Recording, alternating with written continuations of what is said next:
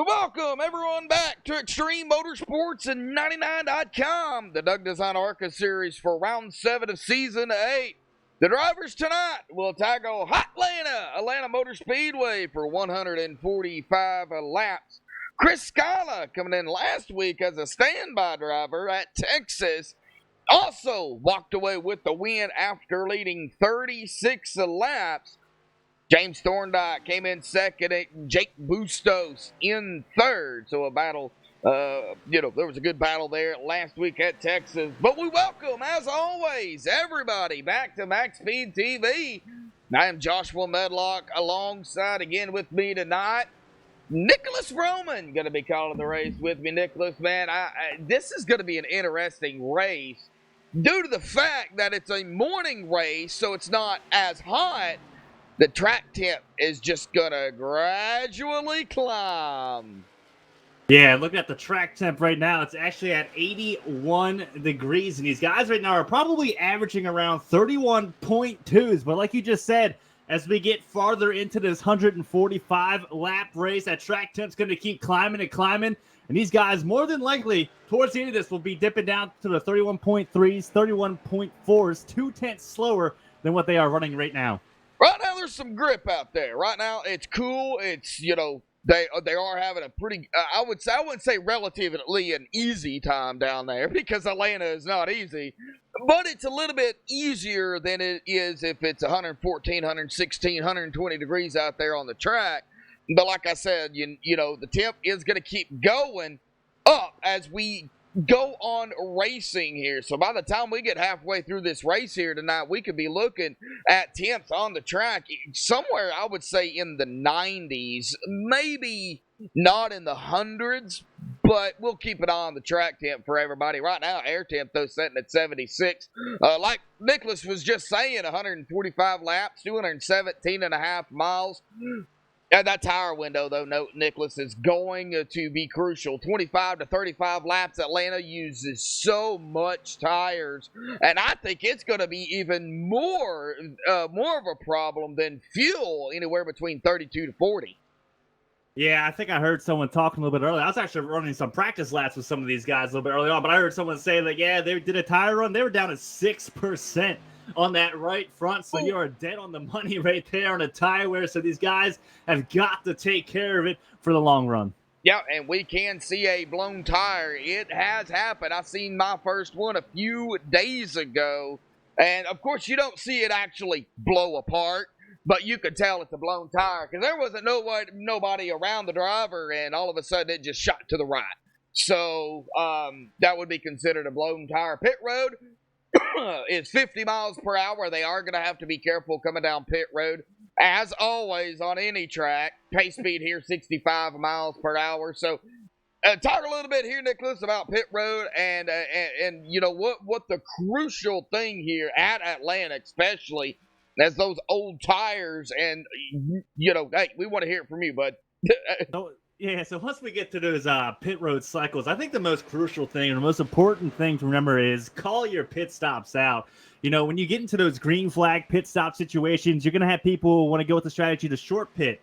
Well, they're going to be out there running about 10 times faster than you are. And if you don't call that out and you start blowing that bad boy up in 3 and 4 to come down pit road, more than likely they are going to run into the back of you. And you're going to have two very mad drivers at the end of it. So one is definitely call it out, and two is just be consistent. Pit road is one of those things where you can gain a lot of time on drivers or you can lose a lot of time. So make sure that the guys out there on track right now are definitely getting the practice in the pit road. I think that's going to be key.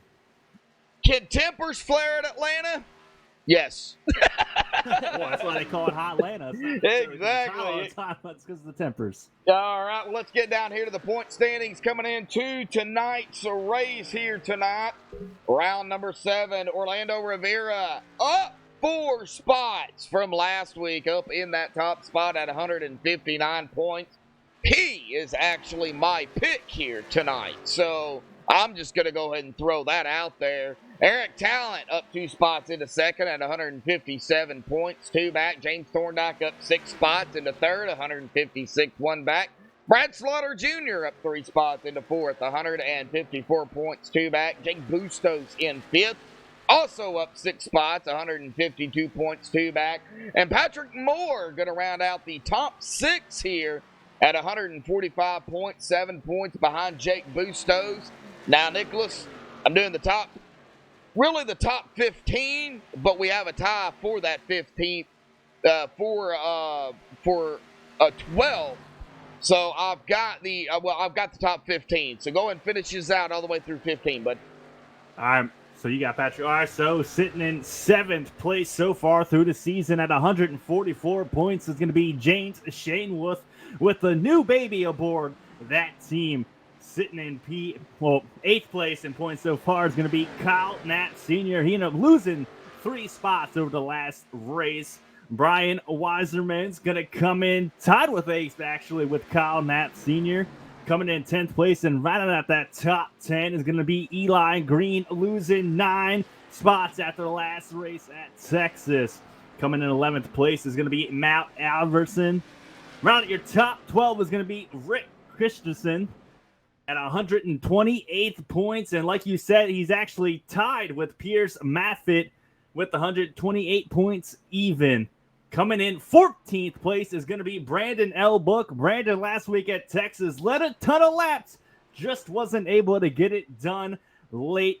15th place is going to be Ryan Swan, and rounding out, no, you said 15th place. 15, yep. That's 15. Because, there you go, yep, Josh. Yep, the cutoff. And I have it there, Nicholas, if you've got the stream up. I've got the cutoff at what is supposed to be P13. So, that's the cutoff. Only 12 drivers are going to make it and do the chase.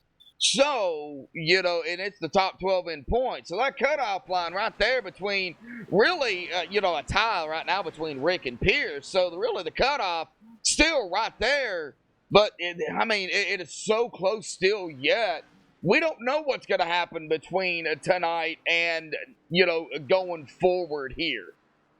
Oh, without a doubt. This ARCA series, this Doug Design ARCA series, everybody is so close in points. Just look at the top 5. It's a 7-point difference from 5th place to 1st place. Any other series in the Extreme Motorsports, I think it's just such a wider gap. Here in the ARCA series, everybody's so close and talented. It's so fun to watch every single week. And I keep saying round 7, but it's actually round 6. My bad. Looked at it wrong. We're all right. Yeah, we're all right. That's what we do. Yeah. We'll make it. I just corrected myself on that, but I'm glad to see everybody out there in chat here this evening. We are going to step away here, play the national anthem as always, folks, by Madison Rising.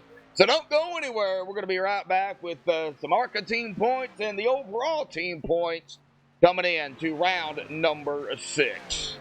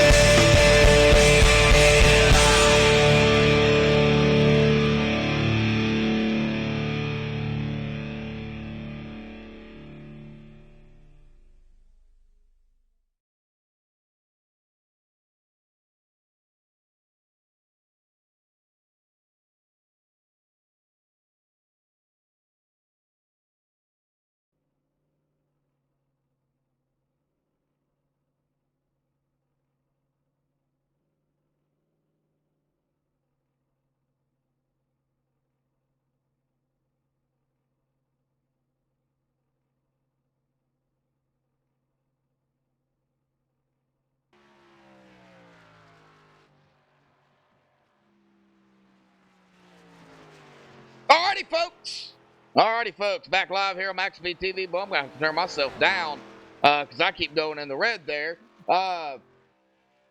Qualifying is underway here tonight. They've got about a minute, coming down to about a minute 15 left here in qualifying. Right now, Brad Slaughter Jr. does have the top spot. And well, we was just talking there, and Nicholas, you had made your pick since you kind of got in here a little bit. No, I wouldn't say late, but you got in here after I was live. So you went ahead and you made your pick. And, well, that pick, well, go ahead and reveal who your pick is. All right, well, my pick's going to be Brad Slaughter Jr. It's not because I saw him put down the fastest qualifying time or anything like that, but nah, you know, I race for Brad every Tuesday night. He's extremely fast, extremely competitive everywhere he goes, and it would not surprise me if he went out here and won this thing. So that's going to be my pick tonight, Josh.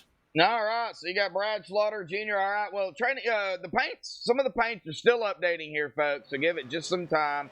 I went ahead and updated it again as well, but we're going to go ahead and jump and dive right into it here, starting with the ARCA team points coming into tonight. East Coast Motorsports in the top spot at 156. Virtual Racing Alliance in second at 154. Kicking Asphalt Racing in third at 140. Legacy Esports in fourth at 132. And then we got a tie for fifth. Primetime Racing and Evan Wells Racing, both at 128.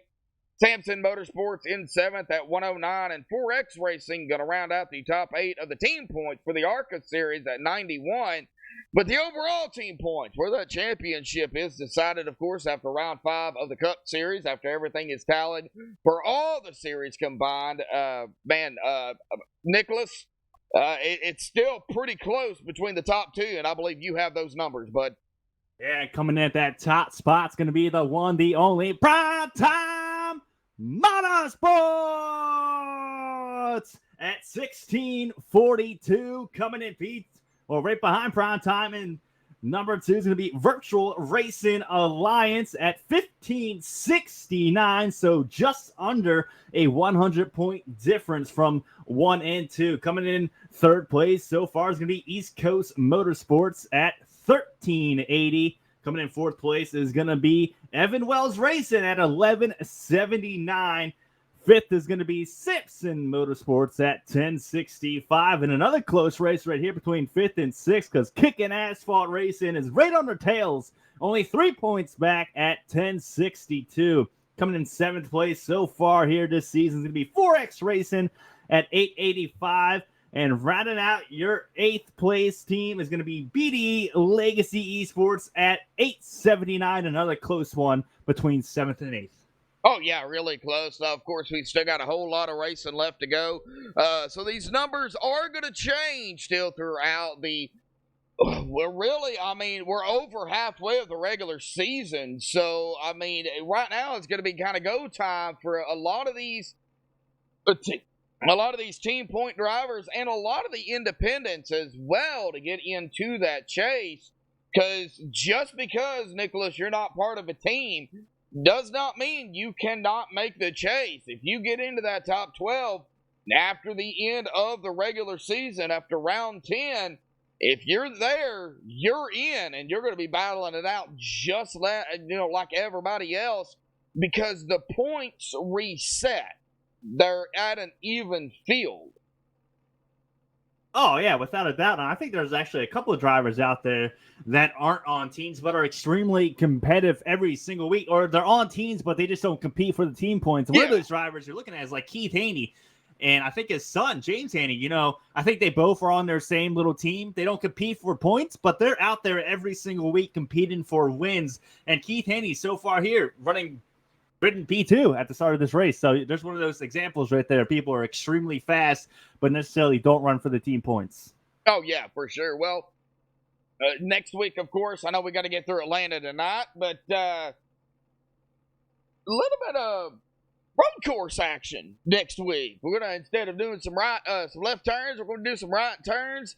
Not going to be at Sonoma, but it's going to be at Watkins Glen, and one of the other favorites among not only the real NASCAR drivers, but the iRacing drivers.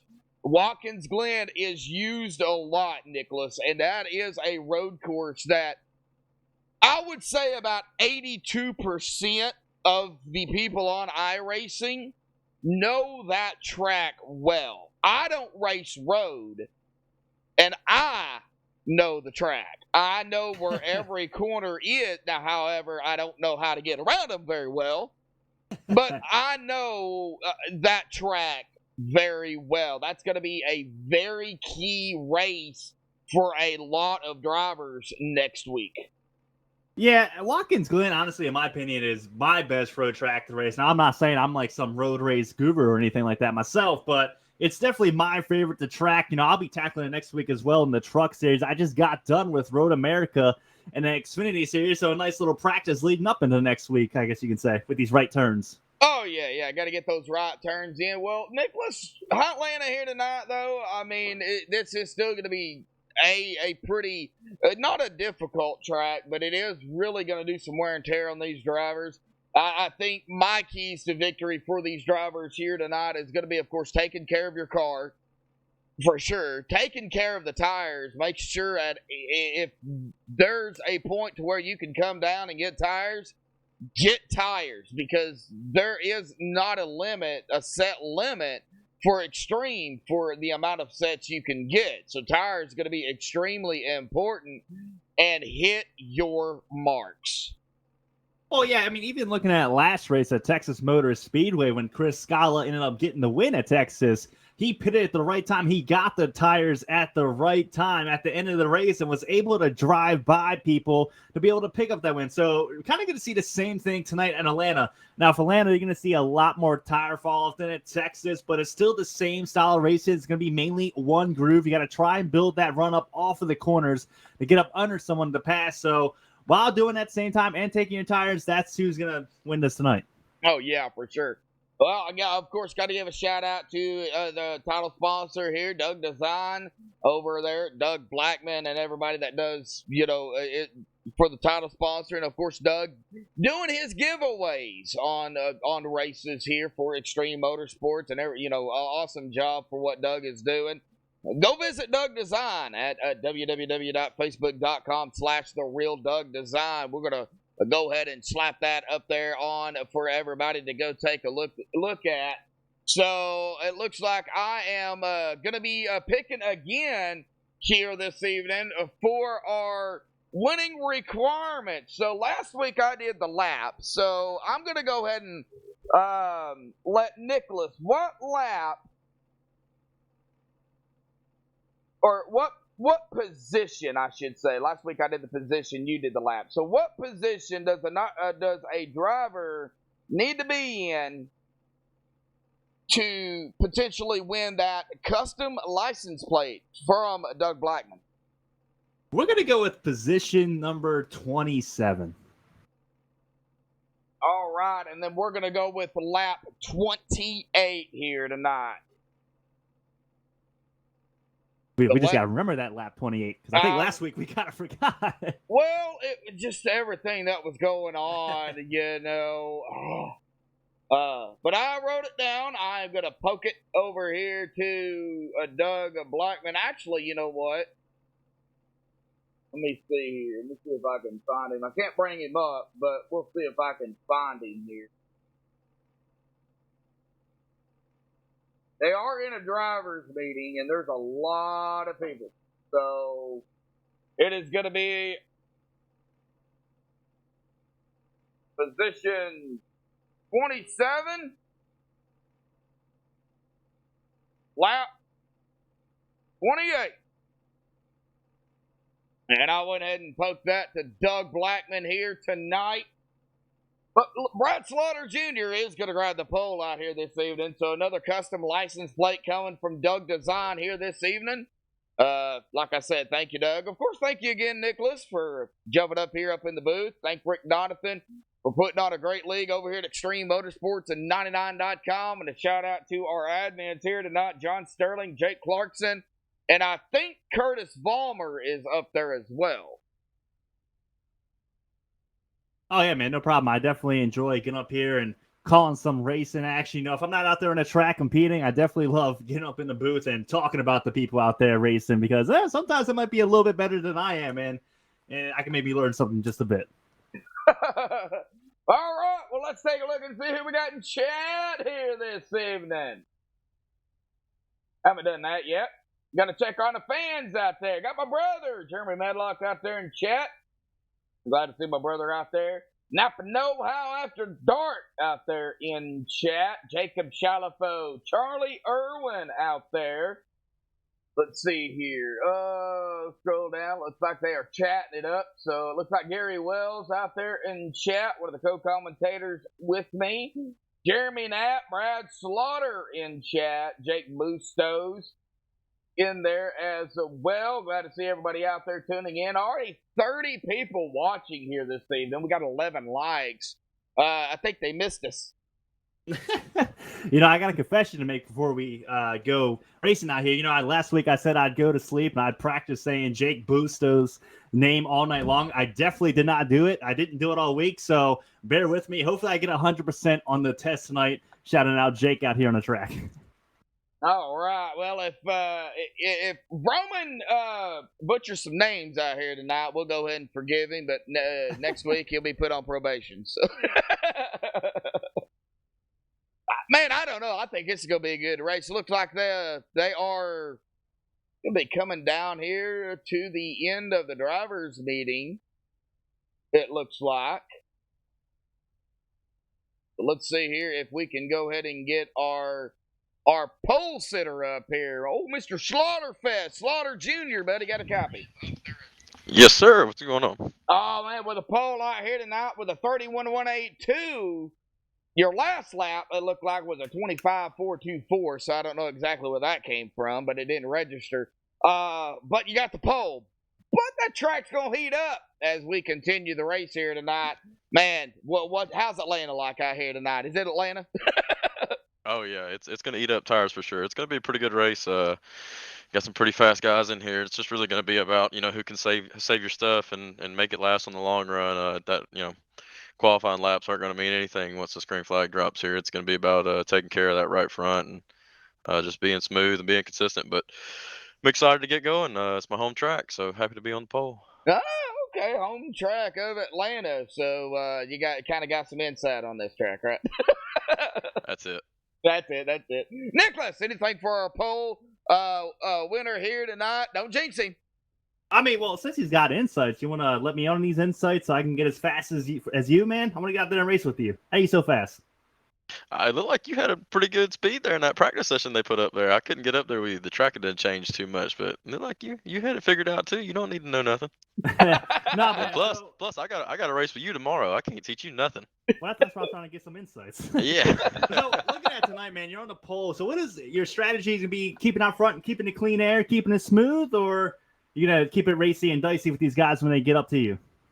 Yeah, I think strategy tonight is just going to be try to, of course, maintain the lead, stay up front, just see how the cautions are going to fall here, see if we're going to get some green flag runs, see if we get some cautions. Probably just going to do everything I can here on this first run to keep the lead and just see how the race is going to play out, and we'll go from there. All right, man. Good luck to you tonight. Oh, by the way, I did pick you, so.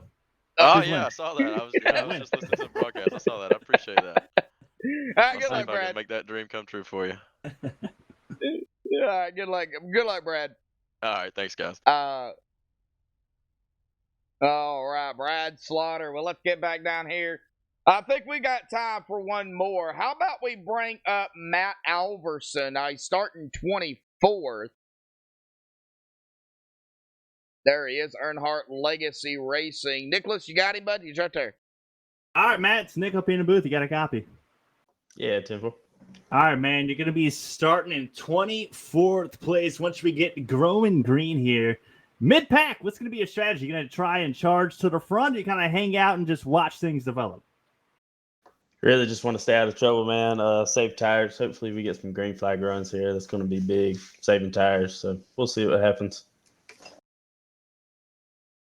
All right, so once we go through the race, I know you got to save that right front. Say we get a caution in 7 laps. You pitting? You staying out?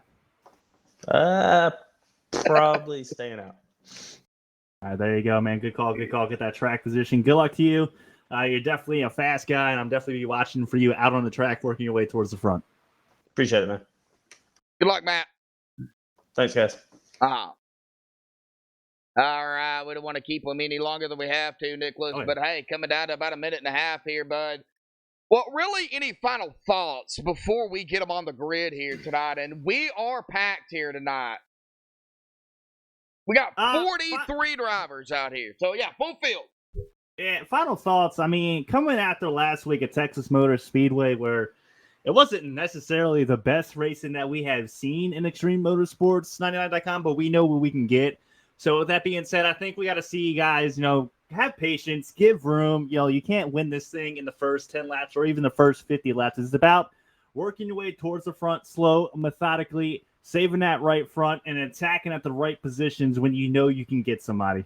Oh, yeah, for sure. And it's so hard to pass here, especially after the tires fall off. You can't get no grip out there. So if everybody's, say, on the same strategy and you're trying to pass somebody right there with them, you can't get that grip to get around them.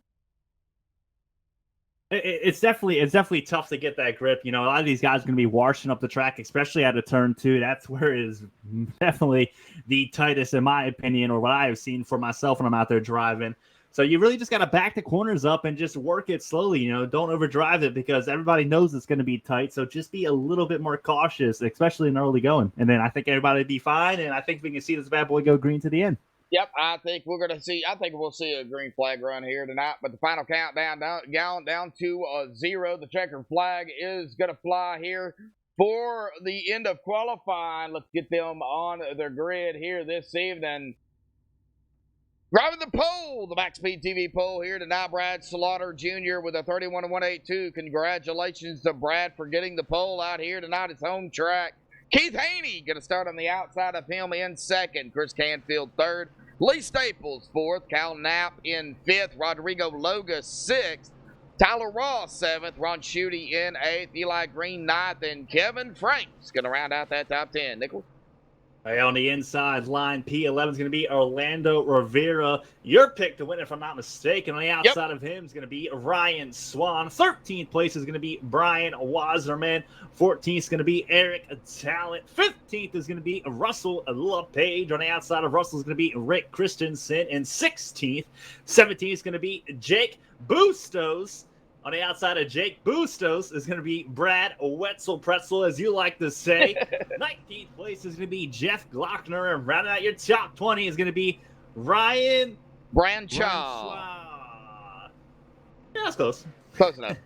Lane Doyle, 21st. Donnie Lee, 22nd. Pierce Maffitt, 23rd. Matt Alverson, 24th. Carter Coop, 25th. Edward Moore Sr., 26th. Jeremy Rigney, 27th. James Thorndike, 28th. Edward Bray, 29th. Doug Blackman, 30th. Finish us out, Nicholas. Dayton Shanewood is going to be in 31st. And outside of James is going to be Sean Corcoran. 33rd is going to be Brandon L. Book after the pole last week, dropping only down to 33rd here at the start of Atlanta. On the outside of Brandon L. Book is going to be Patrick Moore in 34th. Fernando Gambeo in 35th. On the outside of him is going to be Cody Kepner. Ryan Douglas in 37th. On the outside of Ryan is going to be Rick Donathan Sr. in 38th. And then Chris Scala, 39th. Nolan Neiman, 40th. Justin Lemick, 41st. Christian Diaz, 42nd. And rounding out your field here today is going to be Randy Kruder at the tail end. All right. That is our drivers here this evening. And that is couple of names there. Gamboa, that is Fernando Gamboa. And then, of course, the other one, Corcoran. You'll get it. You'll catch. You'll catch on. I got both of those right. I think we're on the upward trend. Yeah, we're on the upward trend here. But on the backstretch here at Atlanta Motor Speedway, down into turn 3 they go. Only one pace lap here at Atlanta Motor Speedway. Pull those belts tight one more time, folks, because into 3 and then coming out of 4, that pace car will dive off to the safety of pit road. Brad Slaughterfest Jr. gonna be up front getting them going here this evening for round 6 of the Doug Design ARCA series, and he is already on the loud pedal. Green flag is out. Boogity, boogity, boogity, folks. We're racing at Atlanta. Yeah, Brad Slaughter Jr. is cleared by 5 car lengths down into turn 1, but we got a little battle here for P2. Already up out of turn 2, because it's Keith Daney currently running in 2nd place. Chris Canfield in 3rd with the run down the backstretch into 3. Single file except getting back here with a 62 and the 10. Eli Green in that number 10 machine, the 62 of Tyler Raw across the stripe. Preferred line here at Atlanta. Really not next to the white line, but close enough where you can't let anybody get around you. And it looks like they just going to go single file here pretty much up front. We'll get back here to Jeff Glockner, Jake Bustos, Eric Talent. You got a battle back here between these drivers. Contact! I think of Chris Canfield, if I'm not mistaken. Good save. Let me see here. Who was that? Jeff Glockner, maybe? I don't know who it was, but it was a heck of a save by that driver. But with that little mishap, that's going to allow the front 4 to get about a 5 car length lead on Eli Green, currently sitting in 5th place. No, we're going to go back here and take a look at Jeff Glockner, because that might have been that save there. We're going to go ahead and take a look at Jeff, kind of see exactly what happened. Now they go in down here into turn number 3. That might have been Jeff here. So let's go ahead and take a look. No, it wasn't Jeff Glockner that I can see, but they did go 3 wide. As we take a look at that replay there, 3 wide in Atlanta. Oh my Lord. Going back up live here, folks. Yeah, back up. Battle for 4th place right now with Eli Green up underneath Lee Staples as they're side by side down the front stretch at the line that time. Too close to call who was leading at that point, but Eli Green with the preferred line. Yep, preferred line down on the inside line and coming out of turn number 2 here onto the backstretch. Boy, they're keeping it close there. It looks like maybe some 3 wide action up front. And that didn't last long. I mean, you can go 3 wide, Nicholas, but I don't know if you want to go 3 wide this early. Eli Green's making some moves. He picked up 2 spots in a matter of 1 lap. He was sitting in 6th place. Now he finds himself, well, 5th place. He finds himself in 3rd place, right behind the race leaders. Well, Chris Canfield now on the outside of Rodrigo Loga, or the 62, sorry, Tyler Raw there. We got Lee Staples, Ron Schutte, or running up here. Ron still back running where he started in 8th. Orlando Rivera started 11th. He's up a couple of spots. Here comes my favorite paint scheme, I got to say. I just love that Osaki 77. Yeah, Brian Wasserman. Right there. He is up from 13th to 9th already. Maybe Brian has something for these drivers out here tonight. Looks like Russell LePage back here at about 20th in a little bit of battle of his own. Yeah, Russell LePage in that 82 car up on the outside. He's got the 32 of Lane Doyle up underneath him, coming out of turn 4 down the front stretch. Lane Doyle looking to get +1 to move up into 18th place. Can he complete it, Lane? Yeah, he completed that. Yep, he showed it. Oh, Green here for the first 8 laps. Knock on wood here. Let's hope they can keep it straight. Do an awesome job here early on. I think everybody out here knows Atlanta uses tires, Nicholas, and I think everybody is aware of it. So they're racing. They're trying to get the positions early, but for the most part, they're not forcing the issue.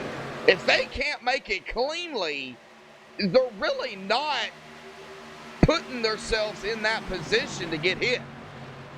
Well, you don't really want to put yourself in that position, because if you do get hit or you bobble up and you make a mistake and hit someone, your night's done just as well as the other guys. So I like what I'm seeing so far out of these ARCA guys here tonight at Atlanta Motor Speedway. You know, they're giving each other room. They're checking up when they need to, and it's creating some awesome race and a lot of side-by-side action. All right, Ryan Odell joining us in chat here tonight. 42 watching here currently this evening. Glad to see all 42 of you out there.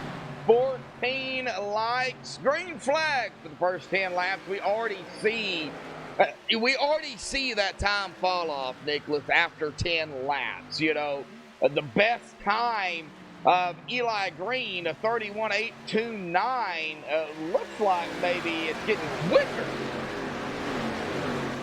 Yeah, Not Eli Green, falling he's got that off. little bit of draft from the one abroad slider as Well, they go down the backstretch into yeah. turn 2, and they got a little separation between them and third place. Yeah, it is falling off. A 31.829. His last lap was a 32.119, so almost a second. Getting real close to a second. About a half a second right now. 0.4 of a second, roughly. Yeah, times are definitely falling off, and they're only 12 laps into this run, coming to 13 laps. So you times that by 2, I mean, we're going to be about 2.5 seconds slower when they have to come in for those new, fresh Mr. Feelgoods. Yeah, and you talk about the separation here early, but Brad, he's not up front as far as I'm sure he would like to be. Only about a 10th of a second, or yeah, 10th of a second there. Behind now, Eli Green has moved up to second in the first 13 laps. We got some side-by-side going on. Tyler Raw going to fall back a position to go back into 8th. He's got the 12 there of Kyle Knapp behind him. I've seen a couple of drivers back here toward the middle of the pack that was doing some battles, but for the most part, everybody has really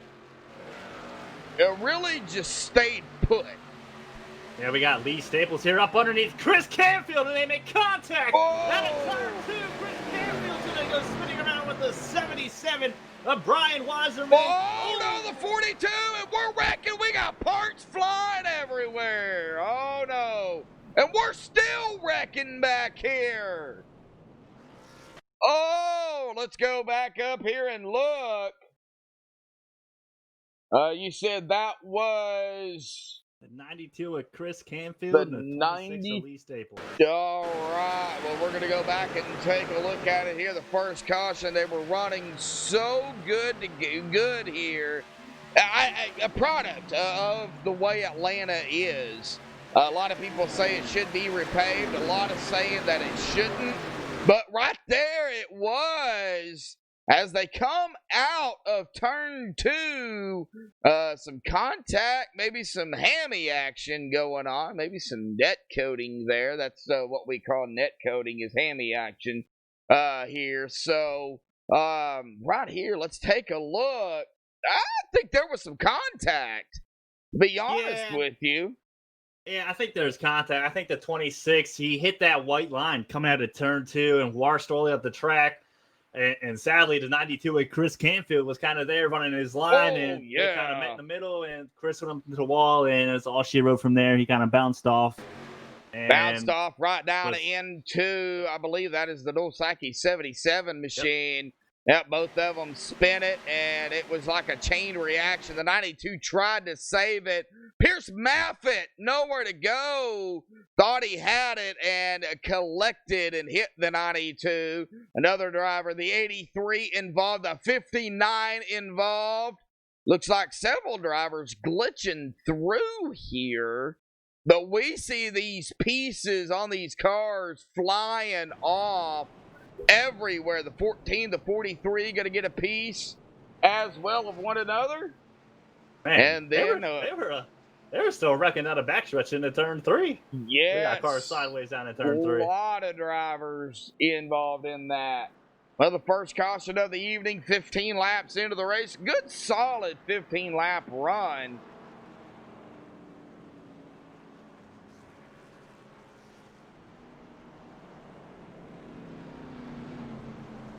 Now Papa Know-How. Thank you, buddy. It looks like Ryan Swan coming down pit road. Looks like Keith Haney is going to be taking over the lead here after everybody comes down pit road. So Keith beating Brad Slaughter off of pit road. 1/100th of a second behind him off of pit road. Keith Haney had about a 14.2. Brad Slaughter 14.3. Boy, that was close. Well, who's our first victim here this evening? Man, let's bring up this Eli Green, man. Started 9th place and worked his way all the way behind Brad Slaughter. All right, well, let me see if I can find him here. I know he's in here somewhere. He is, I'll take a quick look. He is currently in the ARCA lobby. ARCA lobby. All right, well, let's go ahead and get him up here. Well, there he is. All right, Eli, it's Nick up here in the booth. You got a copy? Yes, sir. I tell you what, man, you started in 9th place and you worked your way up there in a hurry, quickly running in 2nd place behind Brad Slaughter. How did the car feel? It feels really good right now, and I actually didn't wear down my tires as much as I thought I would, so I'm actually sitting pretty good. So far, I think I can get Brad past him, lead some laps, and he might be better than me on the long run because he seems to be conserving a little bit better. But other than that, that's kind of where we're headed.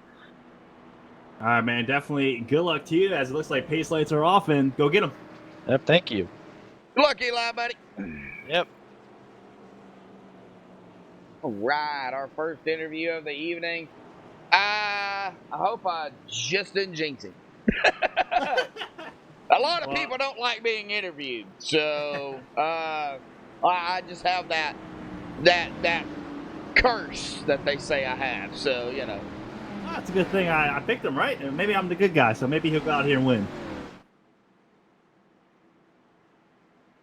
all right. Well, Keith Haney is going to be getting them going here on the backstretch as our new leader, and Nicholas Vroman is going to get them going here as we make our way into 3. Nicholas? Yep, as they come into turn 3, we got Keith Haney on the inside, starting P1. Brad Slaughter on the outside of him. Eli Green in 3rd. 4th is going to be Rodrigo Loga. And rounding out your top 5 is going to be Tyler Rawl as the pace lights are off on the pace car coming out of turn 4. Right now, getting ready to dive it off. It's in Keith Haney's hands. Pace car is off, and green flags in the air here at Atlanta Motor Speedway. Across the stripe, Keith Haney going to lead another lap. Now, you don't get a bonus point for leading a lap. Only the most laps led, but on these fresher tires, but they're cooler. They don't have the heat built up in them, Nicholas, so they're going to have to be very, very careful for about 4 to 5 laps. It don't take long here in Atlanta because they wear down so much. But we have a battle for the lead already. Brad Slaughter looking to the inside of the 87, and he's bringing Eli Green right behind him as they exit turn 4 and across the stripe. Yeah, that's that situation where you just said the tires are a little cold. Brad Slaughter tried to get up underneath him in the middle of turns 3 and 4. Kind of washed up the track a little bit. Checked up. Luckily, he got up out of him. But yeah, Keith Haney is going to remain your race leader after the first caution of the night. Now behind Brad Slaughter Jr., we got a gaggle of cars. We got Eli Green right on his bumper, followed by Rodrigo. Colin Knapp running out your top 5. Single file looks like pretty much up front currently. Let's go back here and take a look at some battles going on. Looks like Rick Christensen to the inside of the 62 of Tyler Rawl. That is for 6. Get back here toward the 05 of Eric Talent. Looks like right behind him, Lane Doyle. Oh, looks like a battle for the lead as I just looked at it. Brad Slaughter and Keith. Yeah, Brad Slaughter and Keith out of turn 4 at the start-finish line. I don't know. Time by. They were nose to nose. Brad Slaughter's on the inside. Keith Haney's up high, followed by the 10 of Eli Green. Looking low at Brad Slaughter Jr. up out of turn 2. Still nose to nose down the backstretch. Side by side into turn 3. Boy, I don't know what Keith is doing. Yeah, Keith's holding his line pretty well about it there. But he's this doing time good. at turn 4, Brad Slaughter has it complete. New race leader, actually back to the race lead is going to be that one of Brad Slaughter as they come down into turn 1. Look at Eli. Now, Here he goes. woo! Eli out of nowhere, driving that bad boy down in there as we're back side by side. Keith Haney up high. Battle as up well. front. Battle in the back here. Ron Shooty and company. Got the 05 of Eric Talent. It looks like single file pretty much throughout the back air. So right now the battle 2x2 here up front. Looks like they're in a F-16 formation there for a moment. Back to the F-16 formation. 2-1-2 here tonight. Almost 3 wide up front here. Side by side again, Lane Doyle. Boy, Lane Doyle, we've been all over Lane tonight here. He's been in a few battles already of his own. And he is still in that battle with Ron Shooty. These drivers, man. Is it Still going. Actually, Brad Slaughter on the high side Yeah, able to he clear made it. Eli that time. Yep, he made the pass there. So Brad back up front. Eli second. Keith Haney back to third. Eli not giving up, though. He is all over the back bumper of that number 1 machine. Donnie Lee coming from 22nd to 18th. Jeremy Rigney from 27th to 19th. He's doing a little bit of battling here with Ryan Bradshaw.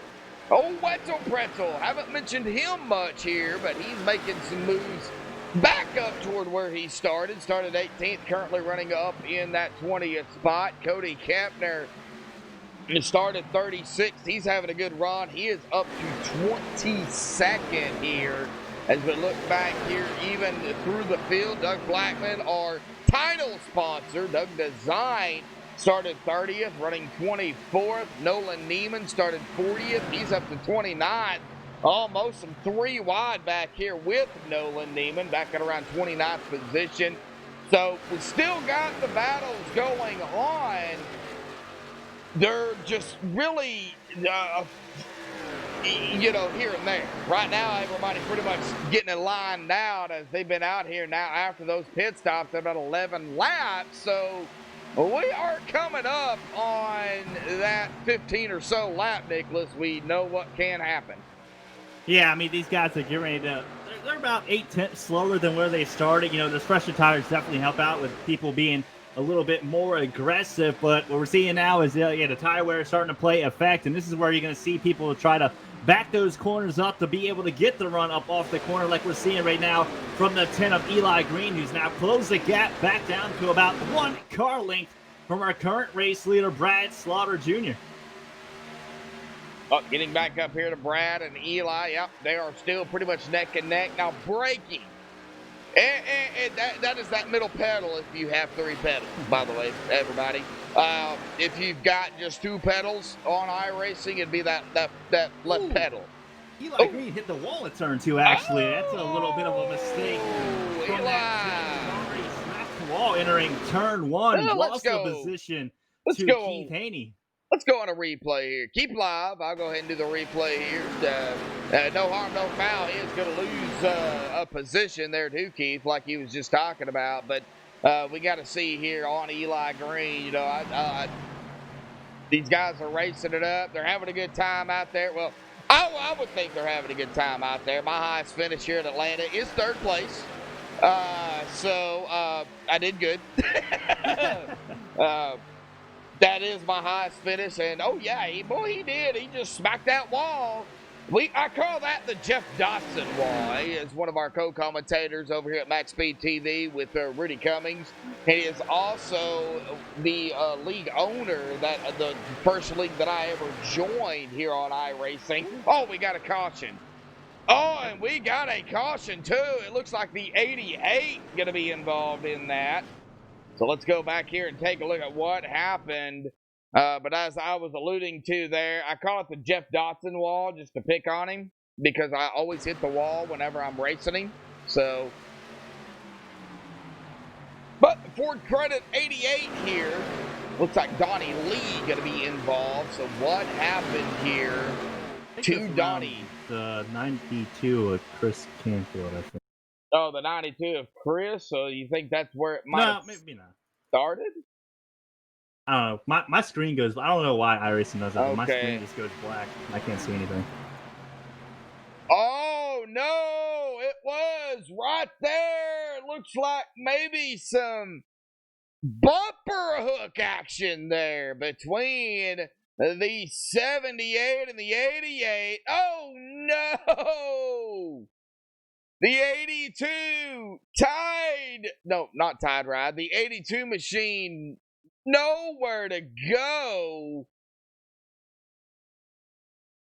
Gets right into the 88 of Donnie Lee. But that bumper hook, oh man. Yeah, we didn't talk about that really any tonight, Nicholas. But these cars, these bumpers, the back bumper and the front bumper, they just don't play well together.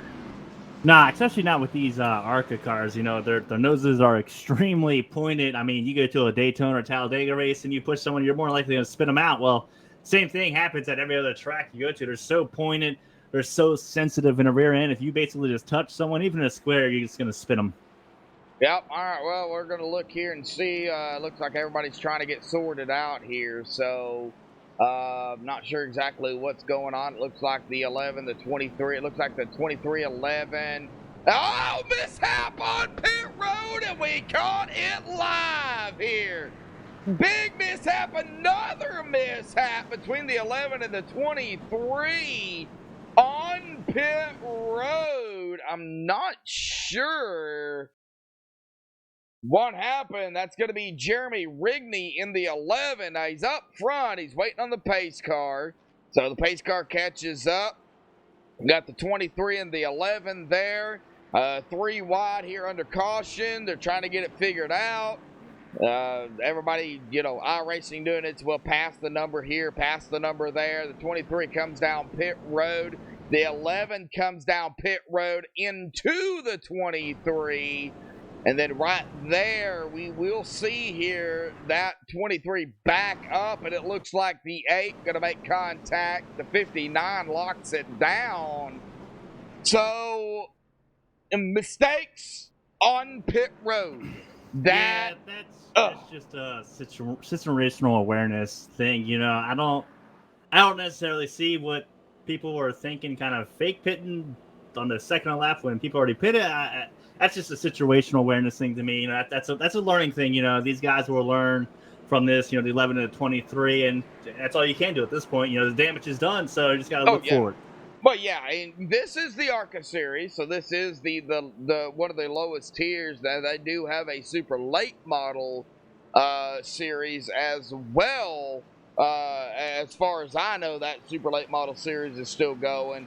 But right now, the ARCA series is the lowest tier. So this is where most of the drivers that come in start, and they learn. They learn the extreme rules. They learn, to race around one another. And then they move up.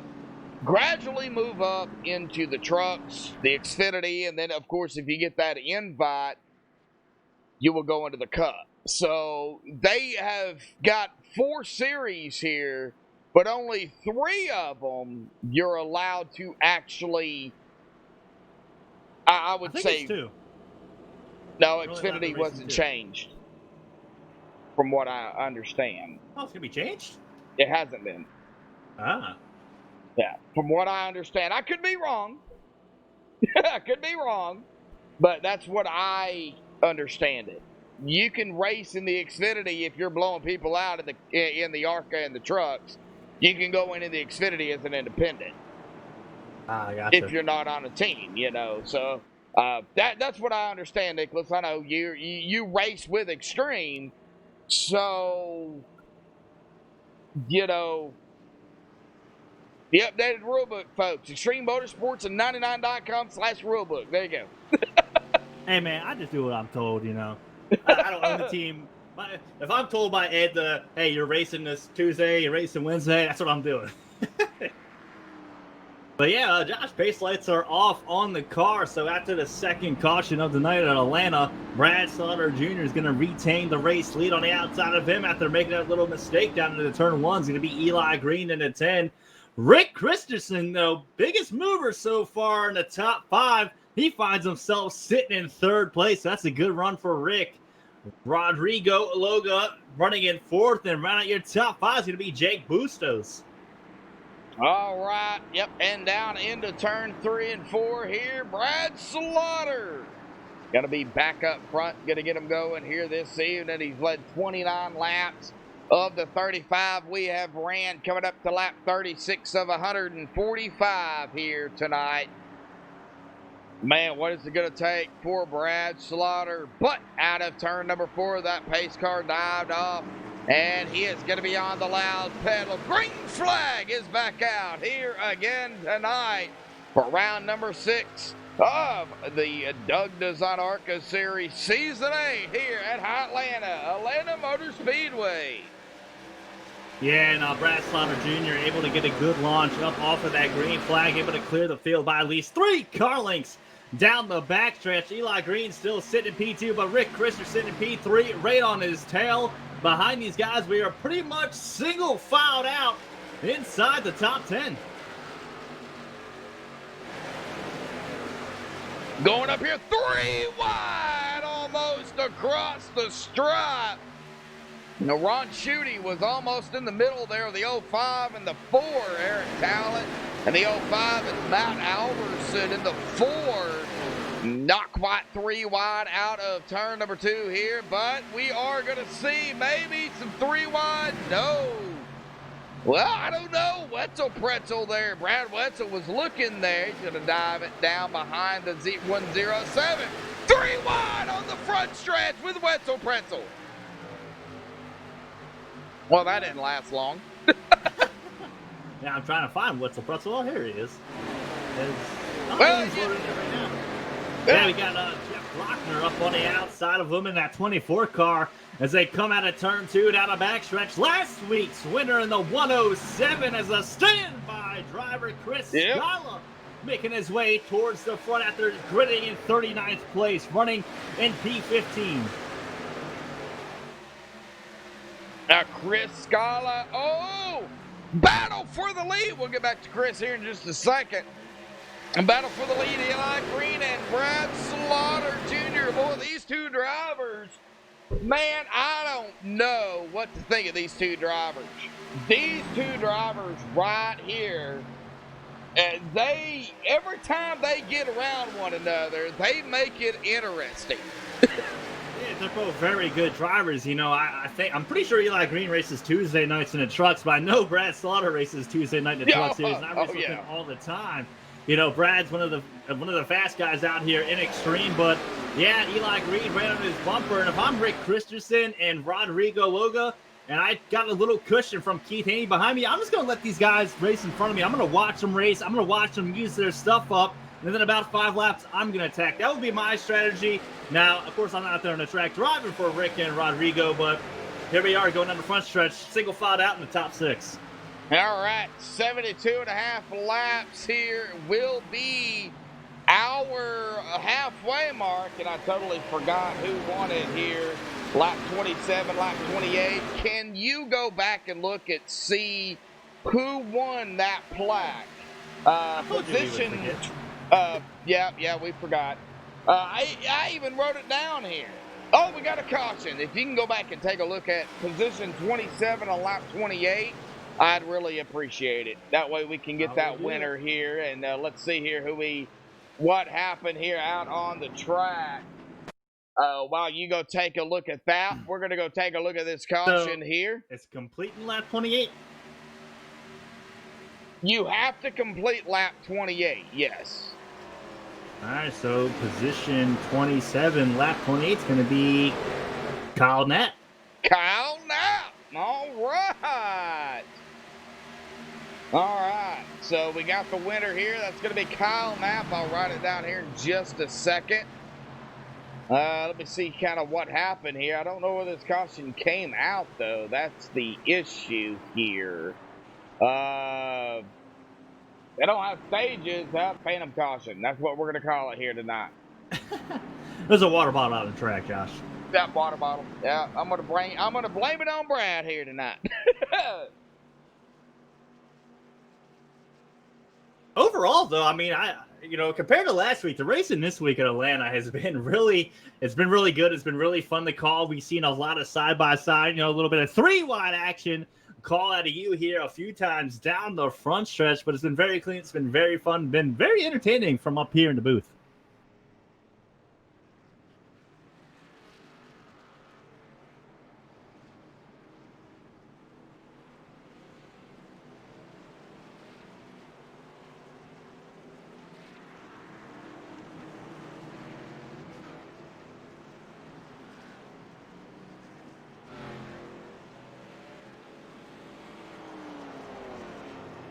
I think actually during that pit stop cycle right here after the third caution of the night, Brad Wetzel with a little bit of strategy game. I think he ended up only taking 2 right side tires. He netted himself 8 spots and is going to find himself in P2 on the outside of Brad Slaughter Jr. Oh, Wetzel pretzel. All right. Well, let's see here. Kevin Franks up front. He didn't come down pit road. It doesn't look like Kevin's going to come down pit road here. Strategy call?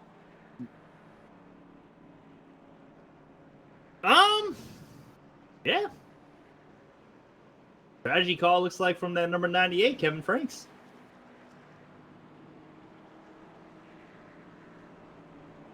All right. Well, So we got 2 strategy calls. We got 2. Oh, we want to call someone up? Yeah, let's call someone up. Who do we get? Hey, let's get somebody from the back. How about Carter Coop? That sounds good. How about Carter Coop? Let's see if I can find Coop. Here we go. Carter Coop, buddy, got a copy? Oh, hello. Hey, what's going on? Hey, buddy. Well, running 28th right now. Started 25th. So we're kind of around where you started, but man, what's it going to take to get that ARCA car up there, man? And nice paint scheme out there. Looks like you got just about everything on that car here tonight. Well, it's going to take me quite a bit of luck because I do not seem to be doing too well here at Hotlanta, as people have been calling it. But we're going to definitely try to get up there. Well, hey, we still got plenty of laps left to go. We're not even halfway. So, a different strategy from everybody else, maybe later on in the race? Or are you trying to stay with the same strategy as what other people are doing right now? Well, if it comes down to it, I might try and do some game with the tires, but this is Atlanta, so that's probably not the best track to do that. But for the time being, I'm probably just going to cruise around in the back here, maybe try and make up a couple spots to get out of the danger zone. But we'll just see what happens and go from there. All right, Carter, man.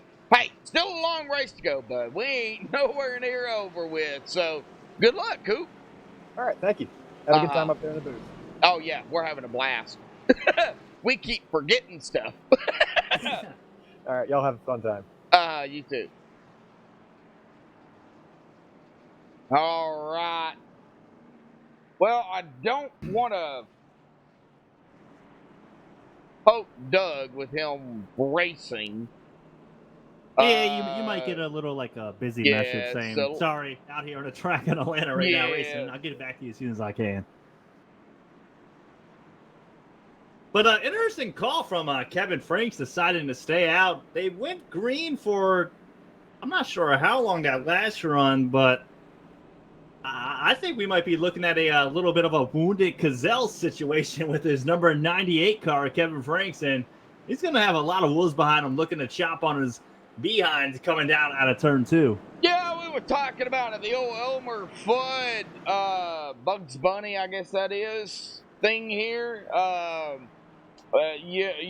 now we're looking at Wildy Coyote and who's the Roadrunner. Right now, Kevin Franks is that Wildy Coyote or the Roadrunner. No, he's Wildy Coyote. Everybody else is the Roadrunner right now, gunning for Kevin. I'm going to say I'm a little bit too young because I don't really know what you're talking about. Wow.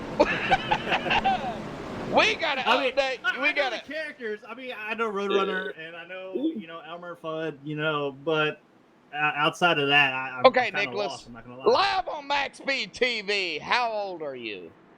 I'm actually. How old am I? I'm 26. Okay, I'm 33. So But, here we go. not that much younger than me. All right, I'm not go that ahead and much get them younger. going, Nicholas. Yep, here we go. Coming through turns 3 and 4. Kevin Franks with the strategy call, staying out in the older tires on the inside lane. Brad Slaughter Jr. on the outside of him. The 17 of Brad Wetzel, third. Running your top 4, Eli Green. Pace car is off, and green flags in the air here at Atlanta. As they come, that's the start finish. Kevin Franks with a decent start, but Brad Slaughter Jr.'s looking to hunt him down out of turn 2.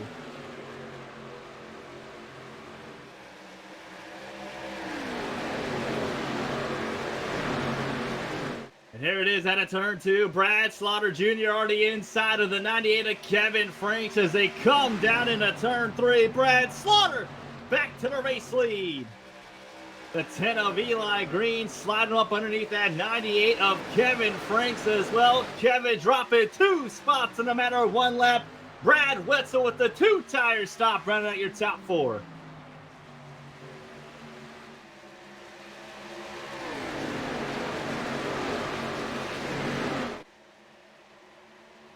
Keep talking.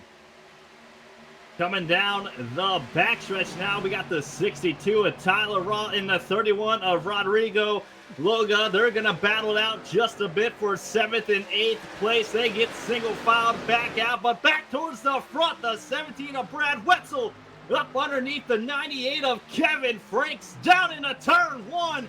74 of Jake Bustos looking to pounce as well. That 98 is dropping like a rock here. Dropping outside of the top 5 is Rick Christensen looking to get +1 down into turns 3 and 4.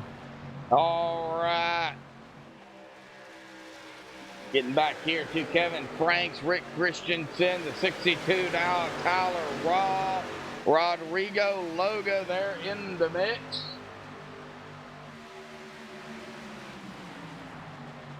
Looks like Rodrigo going to get around. Boy, looks like, oh, we got another caution here.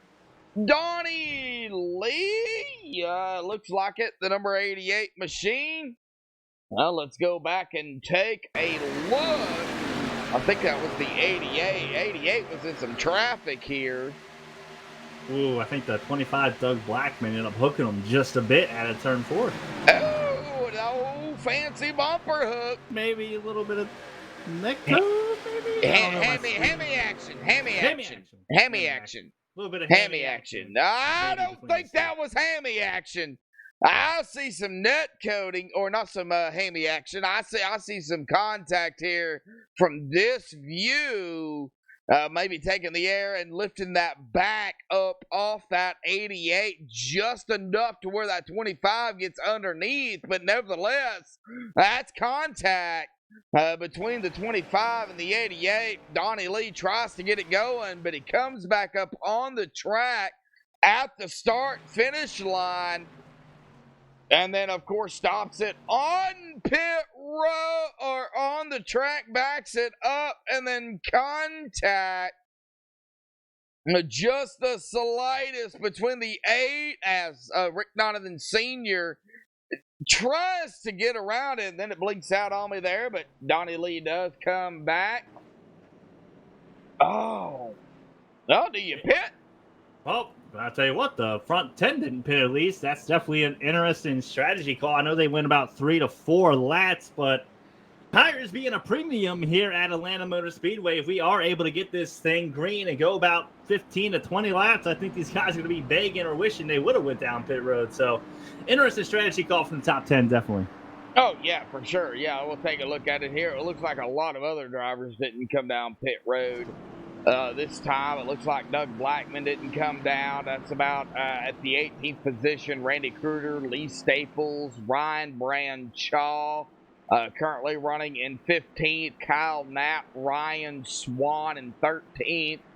Jeff Glockner, Orlando Rivera in 11th. So, yeah, and of course, you said the top 10. So, Yeah, man, I don't know. I mean, we're not even at that halfway mark here.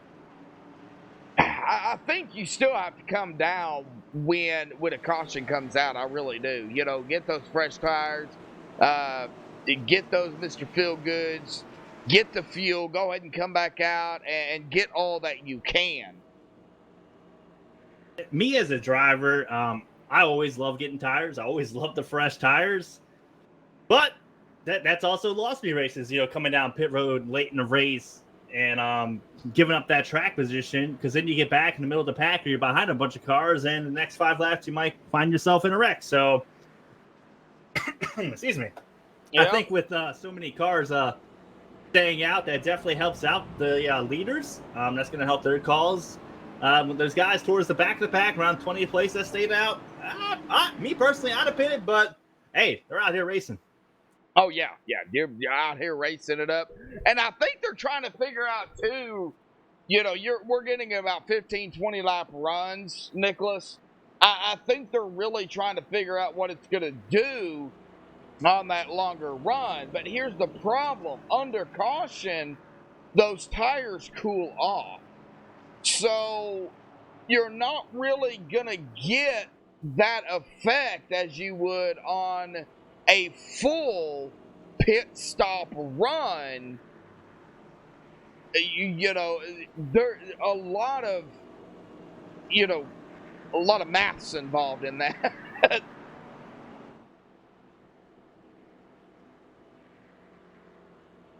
Yeah, definitely, without a doubt, as it looks like that's all pace lights were going to be off on the pace car that time. They are not off. Y'all want more? Well, let's bring up that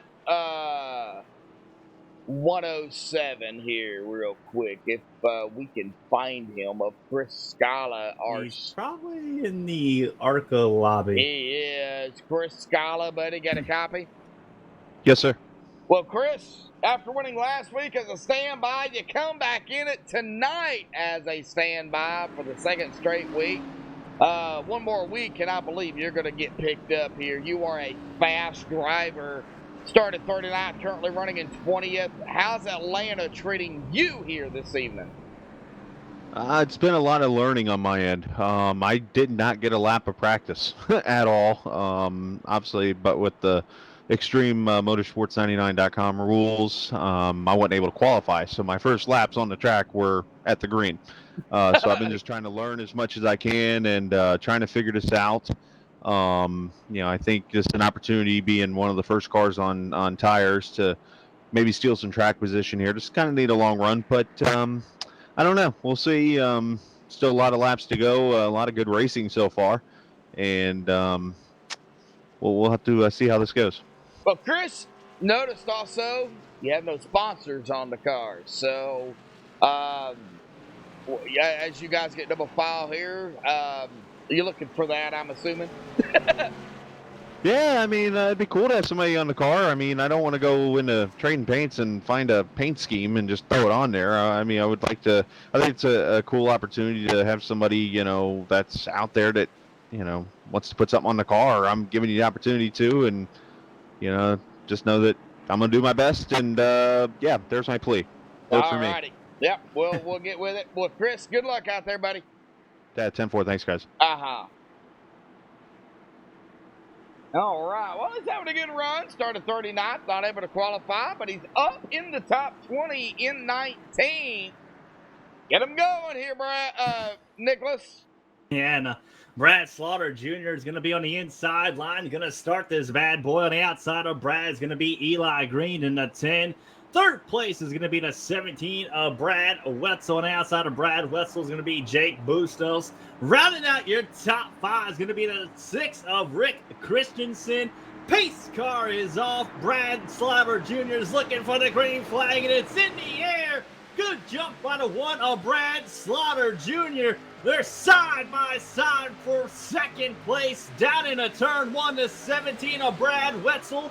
On the inside lane, able to clear the 10 of Eli Green up off of turn 2. Down the backstretch, single file out in the top 5.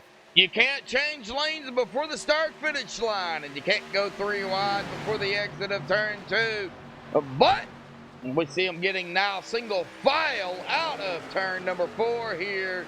Get back here to the 62 of Tyler Raw. He's got company with the 05 of Eric Talent there to his inside in that preferred line. But the 62 there in the preferred line through the tri-oval as we go single file throughout until we get back here to the 35 of Justin Lemke.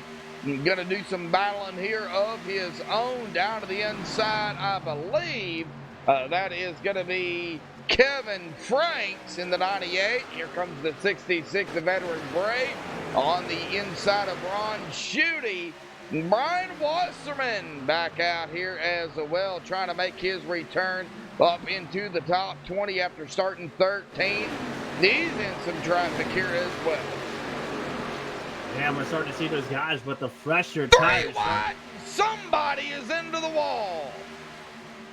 That's never a good thing. Oh, no, that is never good. Jeremy Rigney involved in this. It looks like a 23 going to get a piece of the action. Oh, looks like Doug Blackman involved in one as well. That might have happened up at the front, too. So if you can check on Doug Blackman, and I'll stay on Jeremy Rigney, we'll get this figured out.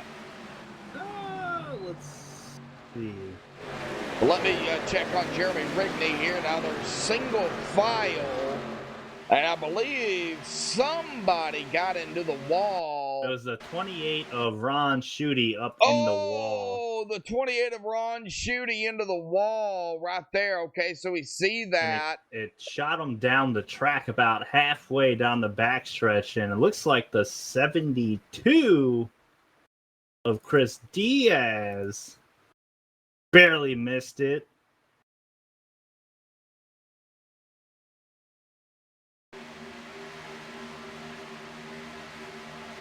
Right here. Yep. We see Ron, of course, got into the wall. The 11. And I believe that is the 83. Yes, going to make some contact. And then I seen Doug speed drop. Doug Blackman. Doug Blackman, of course, is in the 25. He's off the track. So I don't believe he was involved in that wreck. We are on Doug Blackman here. Took a look at that caution. Looks like Doug was just by himself.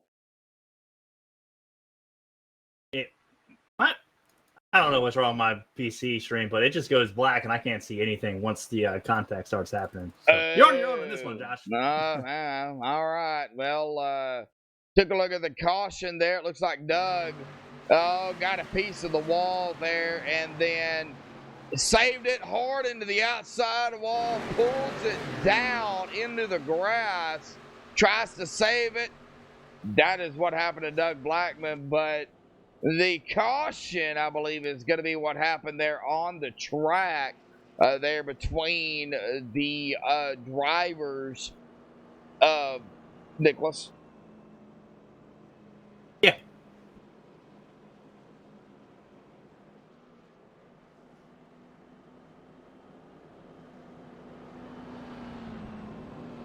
Looks like we got a little shakeup in the top 12, Josh, though, because a little situation where the leaders stayed out last time and guys pitted. Well, roles are reversed. Top 12 stayed out, and Brandon L. Book's going to be the race leader, leading his first laps at Atlanta tonight. Chris Scala, the guy you just talked to, the standby driver who won it last week at Texas, finds himself on the outside in P2. P3 is going to be Justin Lemke, Kevin Franks in fourth. And Brian Wasserman has found himself up into the top 5 here. And we take a look here at the recent winners here for Extreme Motorsports and 99.com. Oh, we've had James Shane Wolf for Daytona, Brad Slaughter Jr. For Las Vegas, round 2. Round 3, Brad Wetzel Pretzel. Round 4, Cal Knapp Sr. And then round 5, Chris Scala. So 5 different winners here so far in the ARCA series. Could we see a 6th? Well, it's looking good so far with Brandon L. Book out in front. I think it's a matter, we're still, not even halfway through the race, so still plenty of time for these guys in the middle of the pack, towards the back of the pack, to find their ways towards the front. And with this restart, I think this could be very interesting, Josh, because we got the guys who've been out front all night long now find themselves outside the top 10. What are they going to do now that they're in this situation? Are they going to push it and possibly make a mistake? You guys out there, chat, definitely stay tuned to find out, because this is going to be a wild one. Oh, yeah, Brad Slaughter Jr. going to be the first driver that has taken those newer tires, currently running back in 13th. Everybody in front of him has stayed out, but caution number 5 here tonight for the 20 laps, 84 laps to go. 7 lead changes we have had here this evening. I just wanted to let everybody know and keep everybody up to date. 57 people watching and only 20 likes here tonight. I think we can hit that 30 mark here this evening. 30 likes here is what we're looking at. Thank you, everybody, for tuning in here tonight. My brother also picked Eric Talent, so got a pick for Eric Talent again. Rumor has it he has a lot of talent. Wow, you're still in my puns. Really? Come on now. Yeah, but as we come down a backstretch, Brandon L. Book, the pace lights are off on the cars. They come down into turn 3. Brandon L. Book on your inside line, starting position on the outside in last week's winner at Atlanta in the 107, Chris Scala. Justin Lemke in the 35 P3 on the outside of Justin's going to be the 98 of Kevin Franks. Brian Wasserman rounding out your top 5 as the pace cars coming out of turn 4. Get them going. All right, if you say so, we'll get them going. Pace car is looking to pull off the track. Brandon L. Book's looking to go green, and green flags in the air here at Atlanta Motor Speedway, brought to you by Doug Designs as they go down the front stretch into turn 1. They're still side by side for P3. That's going to be the 35 of Justin Lemke, the 38 of Kevin Franks. Now the 77 of Brian Wasserman, looking to work his way up into that 4th position as they go door to door down into turns 3 and 4. It looks like Brian Wasserman is going to overtake that position from the 98 of Kevin Frank. We get back here to some of the drivers that have made their pit stops. We'll, of course, start here with Brad Slaughter, because he was one of the first drivers. We've got a side-by-side action. Oh, we got a wreck, and it is a big one here tonight. The 88L involved in that, and somebody goes tumbling there. Eric Talent going to be involved in this. Let's go back and take a look. This was a huge wreck here tonight. That was a lot of front runners that had to come down pit road. That's what we were talking about a minute ago. Roles were kind of reversed. The guys who pitted last time got out front runners kind of mid-pack, and it looks like the 88 tried to clear himself, came down a little bit down to the 4 of Matt Alverson, the 10 of Eli Green, the 31, the 12 of Kyle Knapp, and a slew of other cars involved in that. Yeah, we're going to get a closer look at this. Well, we do see that 88 coming down. We'll get a chase view here. We're going to back it off here for everybody to, that way everybody can see what I'm seeing. Right there. Oh, yeah, definitely. Some hammy contact going on. That's going to send the 88 directly around the 4 of Matt Alverson. The 12 going to be involved in this. Looks like the 10 gonna get a piece of this as well. The number 12, the number 4, and it looks like everybody piled it up there, up on that top line. That number 12 goes for a ride.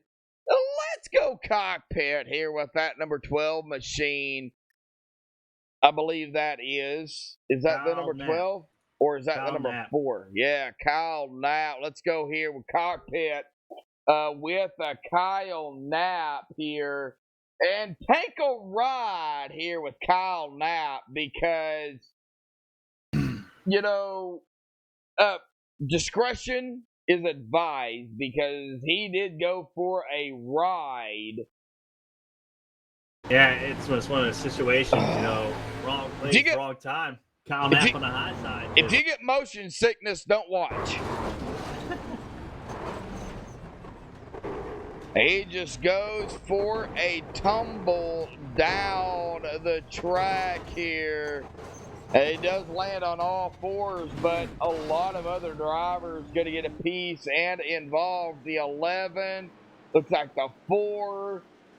I can't see any of the other numbers back there. I need about 900 computers. Oh man, big wreck, Nicholas.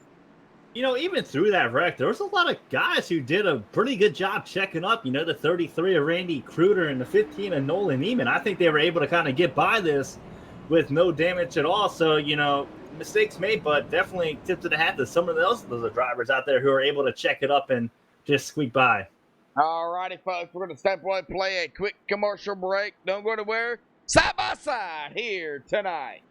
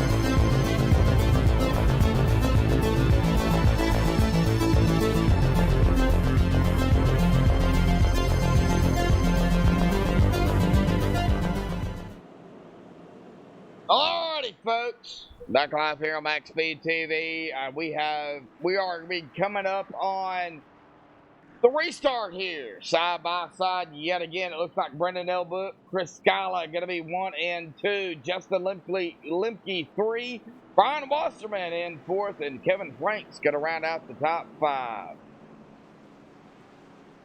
Yeah, and the cars with the fresher tires are the top 10. Brad Slaughter Jr. is going to lead that pack in 11th place. He's got that inside start line today. Is going to be huge as they come through turns 1 and 2. I expect to see that one car be very, very aggressive here, trying to regain that race lead as they come down the backstretch. Oh, Pierce done here tonight. We hate to see that, Pierce. Oh, man. Well, we've got 2 drivers. One not start the race, or one start the race, 27 laps.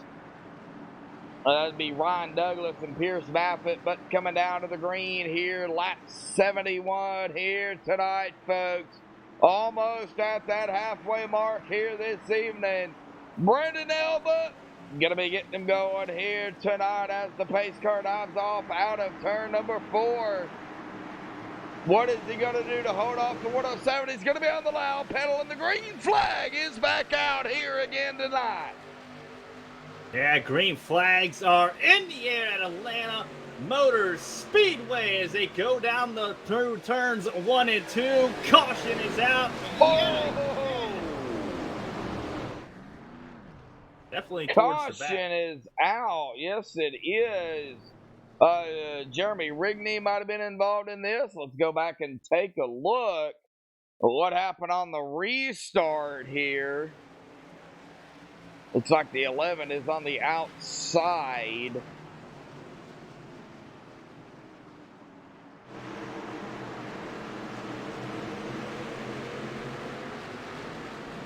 Oh, it looks like right up ahead of him, maybe. Oh, right there, the 23 and the 59. Oh, the 59 of James Thorndike and the 23. Gonna make some contact here. Maybe some hammy action going on right there. The 28 gonna get a piece. The 11, that's where the 11 got involved in that. James Thorndike gonna get the rough end of the stick. Jeremy Rigney, the 12, gonna get a piece of the action as well. Kyle Knapp. So a quick caution after the green flag here this evening. Yeah, it just looked like kind of a weird situation, you know. It's just one of those situations, I think, where the noses are so pointed on the ARCA cars. He just ran into the back of the 23, and it hooked him weird. I mean, I don't think it should have hooked him right into the wall. If anything, it should have hooked him left. So maybe a little bit of a hammy action, as you like to say, between those two cars down the front stretch, but a little bit of situation awareness as well from everybody in the back. You know, there's no need to run in the back of someone back there. But again, another learning experience. Oh, yeah, for sure. Well, it looks like Scott Hibbs, Eli Green, Dietz, TKFTRD in chat. Glad to see you out there. Brandon Freeze, Blair Daddy Patterson out there in chat. Glad to see y'all out there chatting it up here this evening. Well, who do we go ahead and bring up here since we got time? Let's bring up Randy Cruder, why don't we? Randy Cruder back He's in prime here. time. All right. Well, let's see.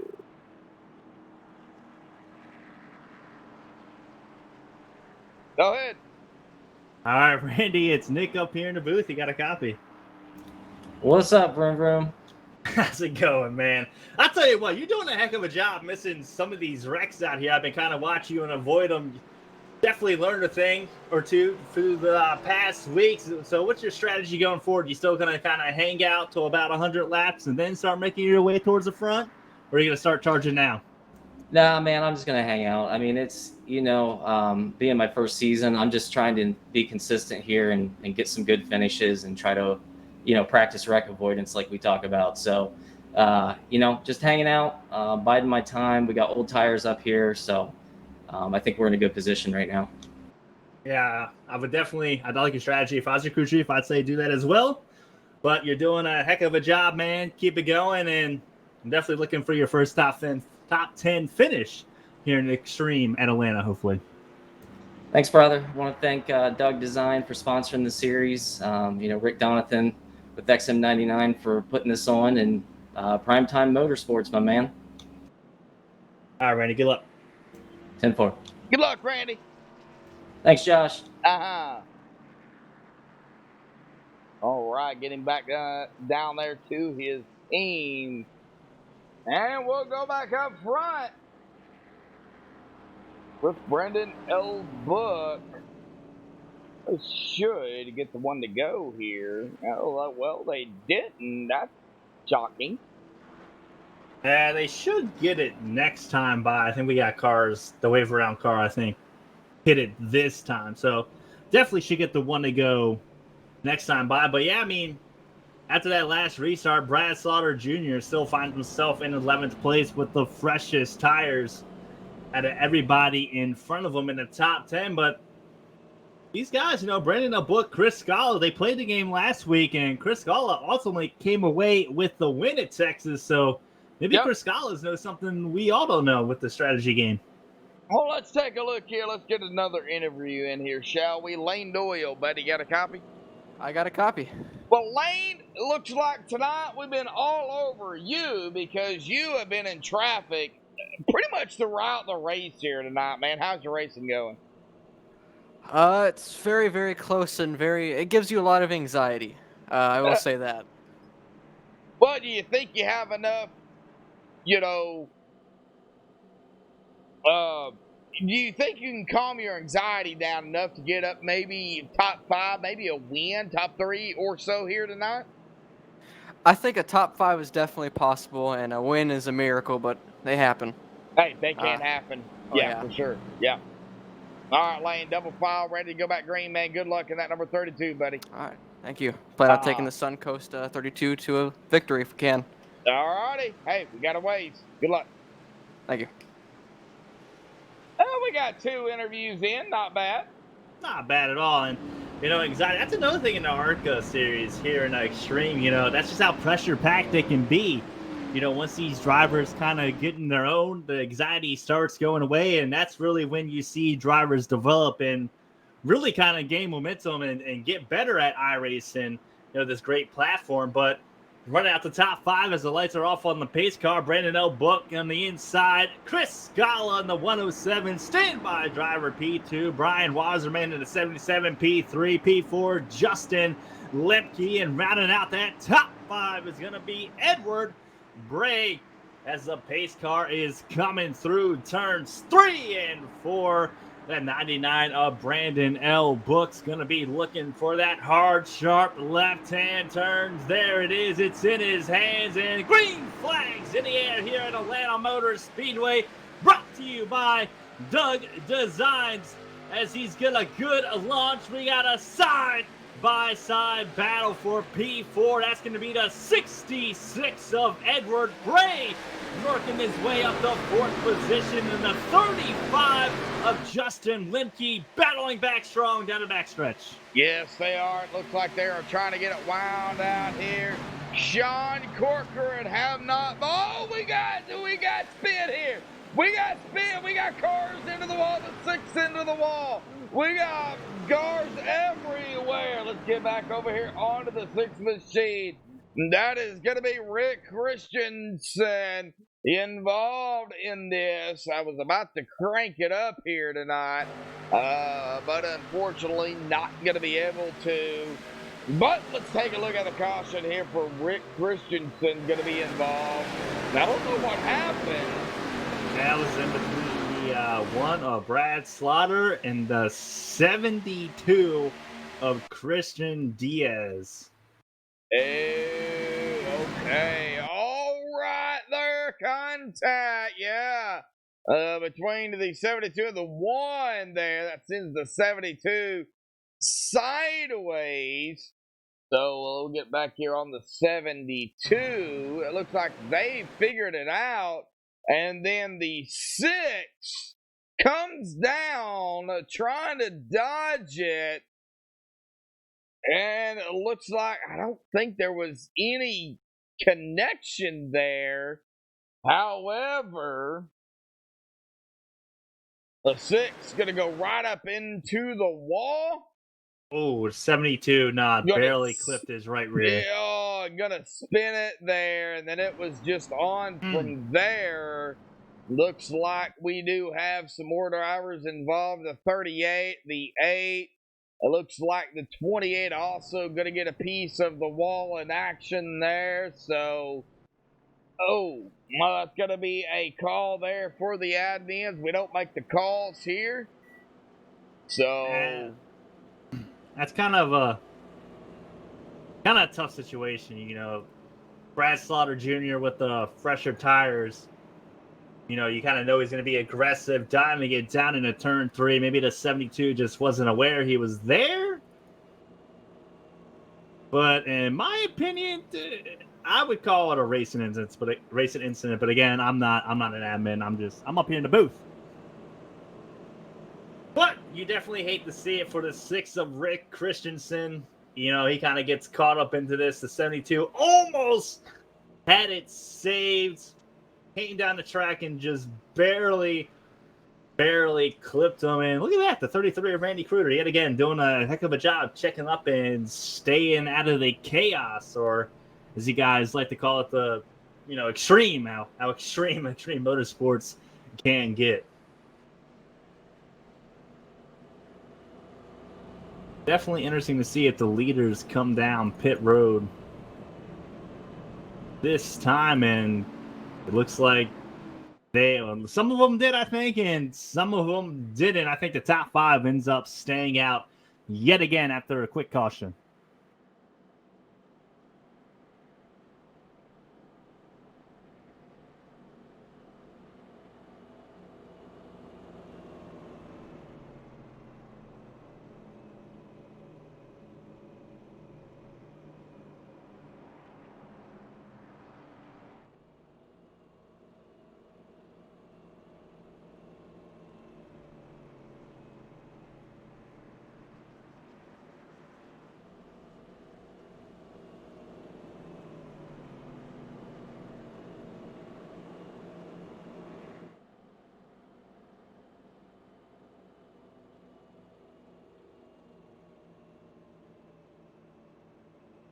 Looks like Brendan L. Book gonna be and word from the admin is the one is getting a EOL from that situation. Brad Slaughter Jr. gonna have to pull down to the side and let everybody pass, as that EOL, which is end of the longest line for everybody that don't know what an EOL is. But as we get ready to come to lap 82 here under caution, want to thank everybody out there for tuning in here this evening. Looks like Zach Ogburn joining the chat here this evening here tonight. Glad to have you out there.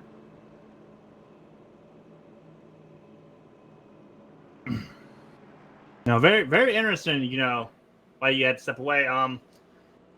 I think top 5 stayed out yet again. The other guys who were on those older tires pitted. If I'm Brendan O'Book, I probably would have came down pit road to get those fresh Mr. Feelgoods on with, what, about 60 to go. So you can split this up in 30. That would be my ideal pit strategy, but we'll see what happens if we can go green. Well, I think I would have pitted too. You know, I think I would have came down, and you can't make it to the end. So, you know, go ahead and come down, get the tires, get the fuel, you know, go as long as you can. But, yeah, getting ready to go back green flag here. Is Brendan Elbook going to be on to the inside this time? It looks like we still got several drivers that have not pitted. They think their tires maybe okay here this evening. So, Nicholas, as we make our exit out of turn number 2 here, I'm going to go ahead and let you get them going again here this time. Well, Josh, I'll let you know as a driver, the tires are never okay. Never okay. You always need more grip. But, yeah, Brandon L. Book on the inside here looking for that pace car yet again to take that hard left-hand turn at a turn 4. Once that pace car is over that solid white line, it is in Brandon's control to take everybody green. On the outside of Brandon L. Book's going to be Edward Bray. Round out your top 3 is going to be Justin Lemke. Pace car is off, and Brandon L. Book is going green at Atlanta yet again. This is brought to you by Doug Designs. Brandon Book with a good launch off into turn 1. Clear by 4. Car lengths the 74 of Jake Bustos. Looking to pick up another spot with the 52 of Connor Coop on the outside at a turn 2. All right, the exit of turn 2. If they want to go 3 wide, they can, but I would not suggest that we see that double file back here with Randy Cruder up ahead of him, the 16 of the 82. Ryan Bradshaw and Russell Page there side by side. But let's see here if we can go ahead. How about we do a little bit of crank it up here tonight on MaxSpeedTV.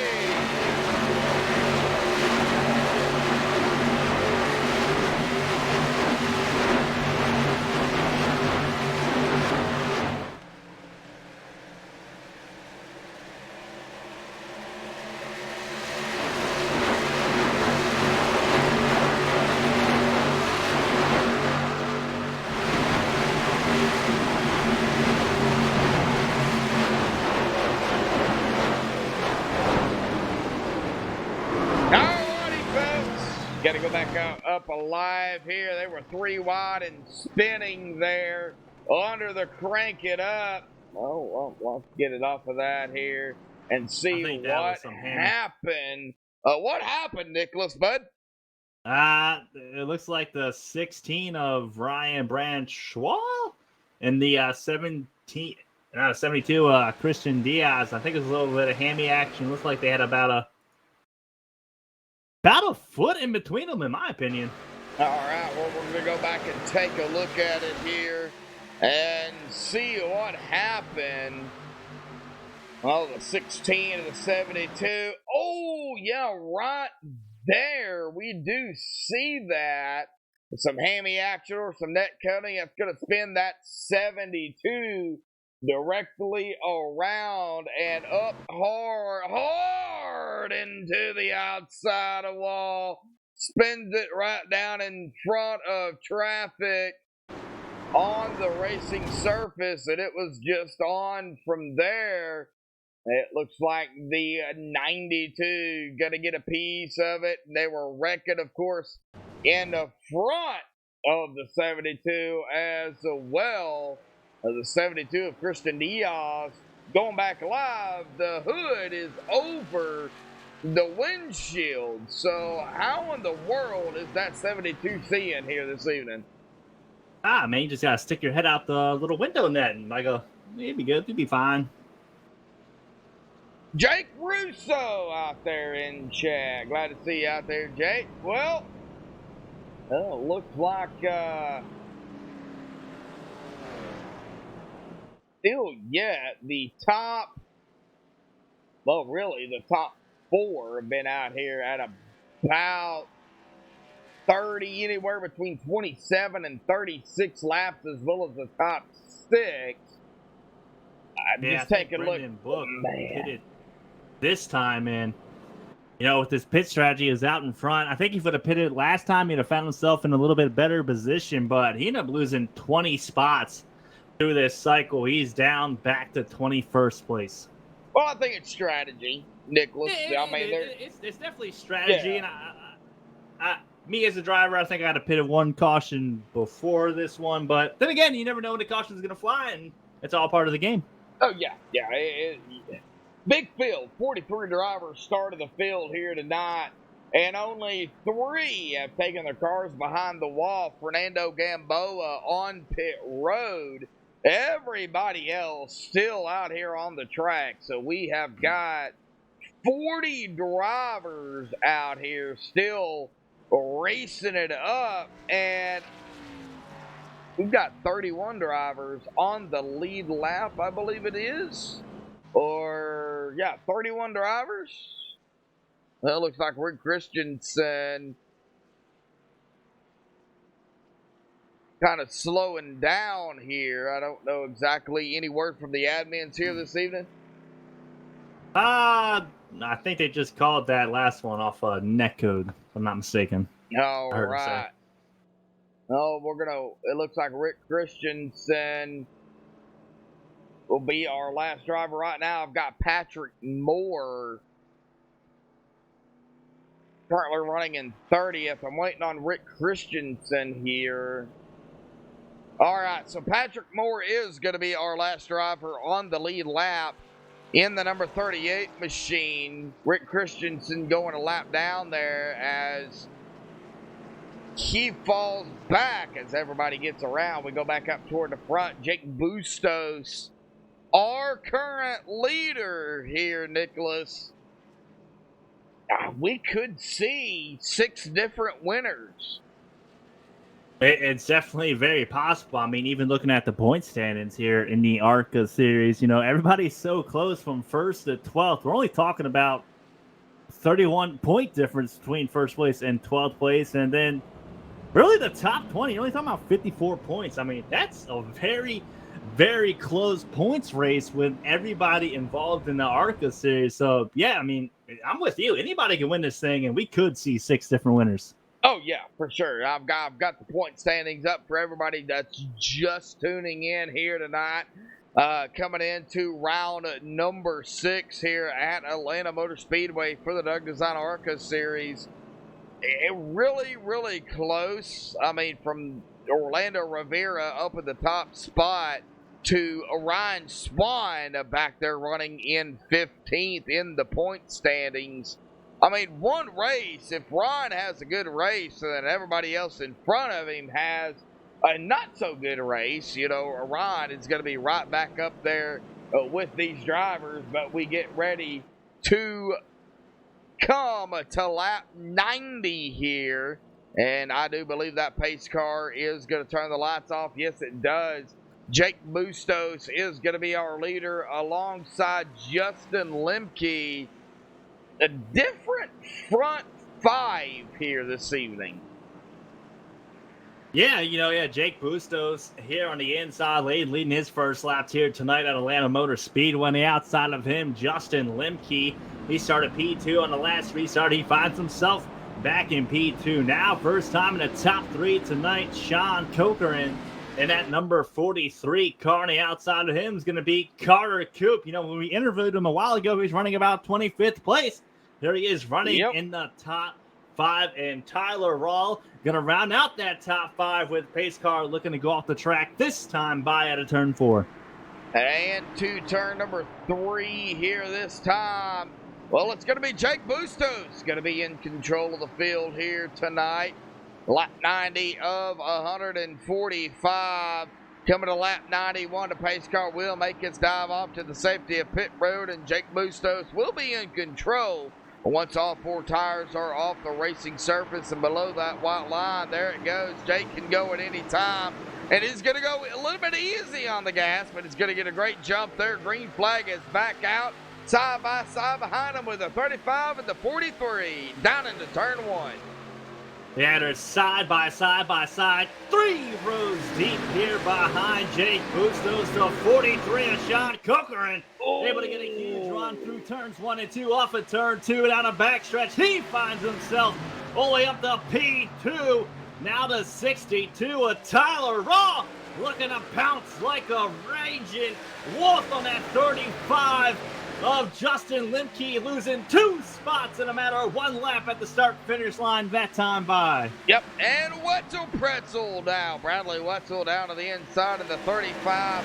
Keith Haney, Rodrigo Loda, Carter Coop, Orlando Rivera, Brian Wasserman. They're all right here together. Carter, though, man.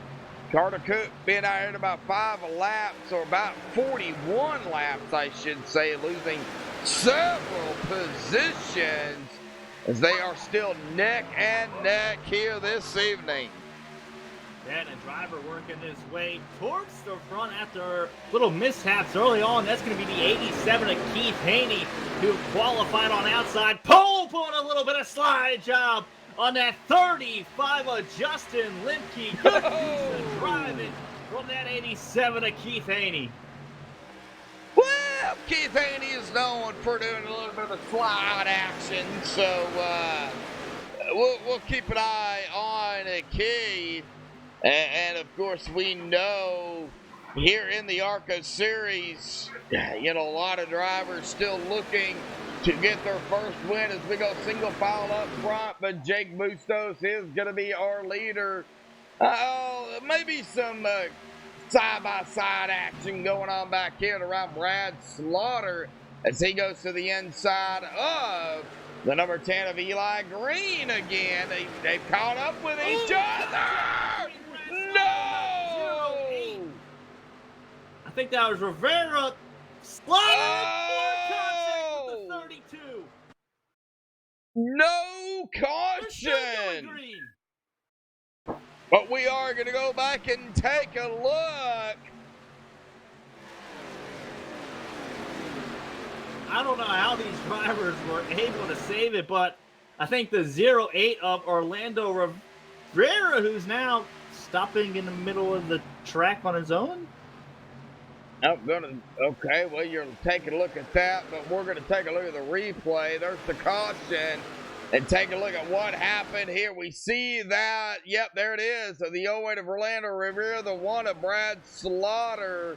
The 08 keeps it off of pit road there, but he's on the grass. I believe that might have been where that caution came out, as we see Orlando Rivera pull it back up onto the racing surface. We'll let it continue here as we are under caution here again. He tries to get it going and spins it, basically, right up into the outside wall, then stops, backs it up. So I do believe that is where that caution is going to come out here. Of course, we'll wait for the official word from the admins. But we hate to say it, cautions can breed cautions, as we are at 10 cautions here tonight, 41 laps, 49 laps to go. We've had 8 lead changes here tonight, Nicholas. And this all really kind of started around lap 94 with the one car of Brad Slaughter Jr. You know, he's trying to work his way up back through the field. He gets up underneath the 08 of Orlando Rivera. They're at 3 wide for a minute. I don't think Orlando Rivera kind of realized they were 3 wide, came down into Brad Slaughter, and Slaughter kind of working his way back up in the track, another 3 wide situation, and people checking up, and things just got dicey. Yep, well, Wetzel Pretzel not coming down pit road. Edward Bray, Chris Scala, Randy Kruder, Jeff Glockner, Cody Kepner not coming down, as well as Edward Morris Sr. So, yet a different strategy call here as we get later on into the race, coming up to lap 99 here this evening. Who do we pull up? Who do you want to pull up here tonight? Man, who haven't we pulled up? Let's pull up Cody Kepner. Oh, Cody Kepner. I know where he's at. Well, go ahead and talk to him. He's right there. All right, Cody, man, it's Nick up here in the booth. You got a copy, buddy.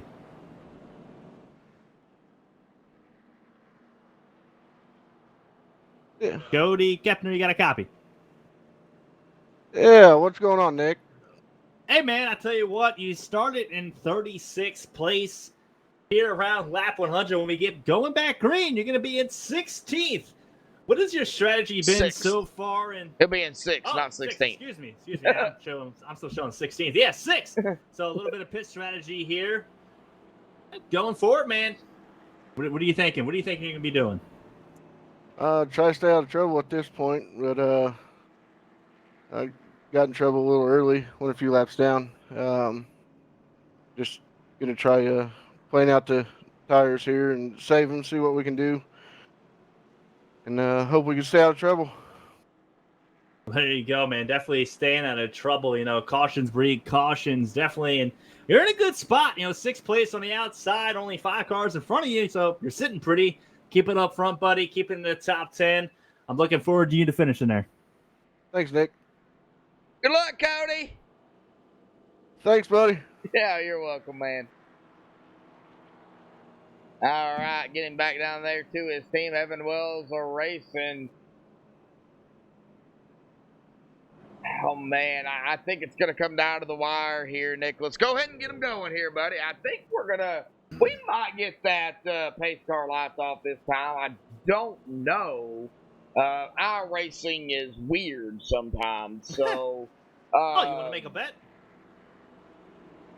Friendly bet it. I say it goes off because I think it's going off. All right. Well, we'll see if it's gonna go off. I don't think it's going off because this guy is pitted. So I don't know. I don't know anymore. I don't know what I'm doing. I don't know anymore. Well, it didn't go off. Oh, well, good thing I didn't bet you.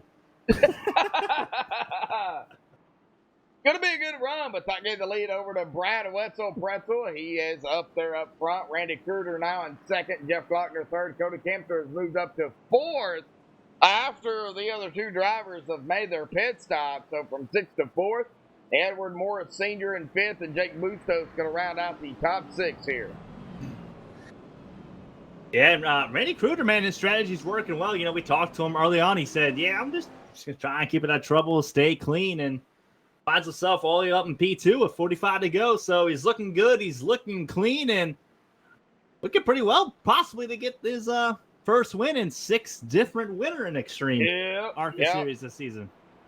Oh, yeah, they just got to edge off that number 17 Northern Capital Machine. Of course, tomorrow night, we will be back at it on MaxSpeedTV for the Northern Capital Truck Series right here, 8:30 Eastern, 7:30 Central. And I believe they are racing right here at Atlanta Motor Speedway, Nicholas. So they follow pretty much the same schedule, the ARCA and the Truck Series. The guys out there in chat, make sure to cheer on that number 95 Vroom Vroom Vroman Chevrolet Silverado for a prime time tomorrow night. Little shout out for myself. I gotta do it. No plugging. All right, buddy. Well, coming to lap 102 here. The pace car lights are off. Get them going. And pace car lights are off coming through turns 1 and 2. Brad Wetzel in that number 17 going to be on the inside lane. 33 of Randy Kruger up on the outside. 24 of Jeff Glockner finds his way in the top 3. 78 of Cody Kepner in P4. And rounding out that top 5 is going to be Edward Morris Sr., or otherwise known as Dad to Ed Morris, as they come down the backstretch in the turns 3 and 4. Pace, lights are back on, so delayed green here, folks.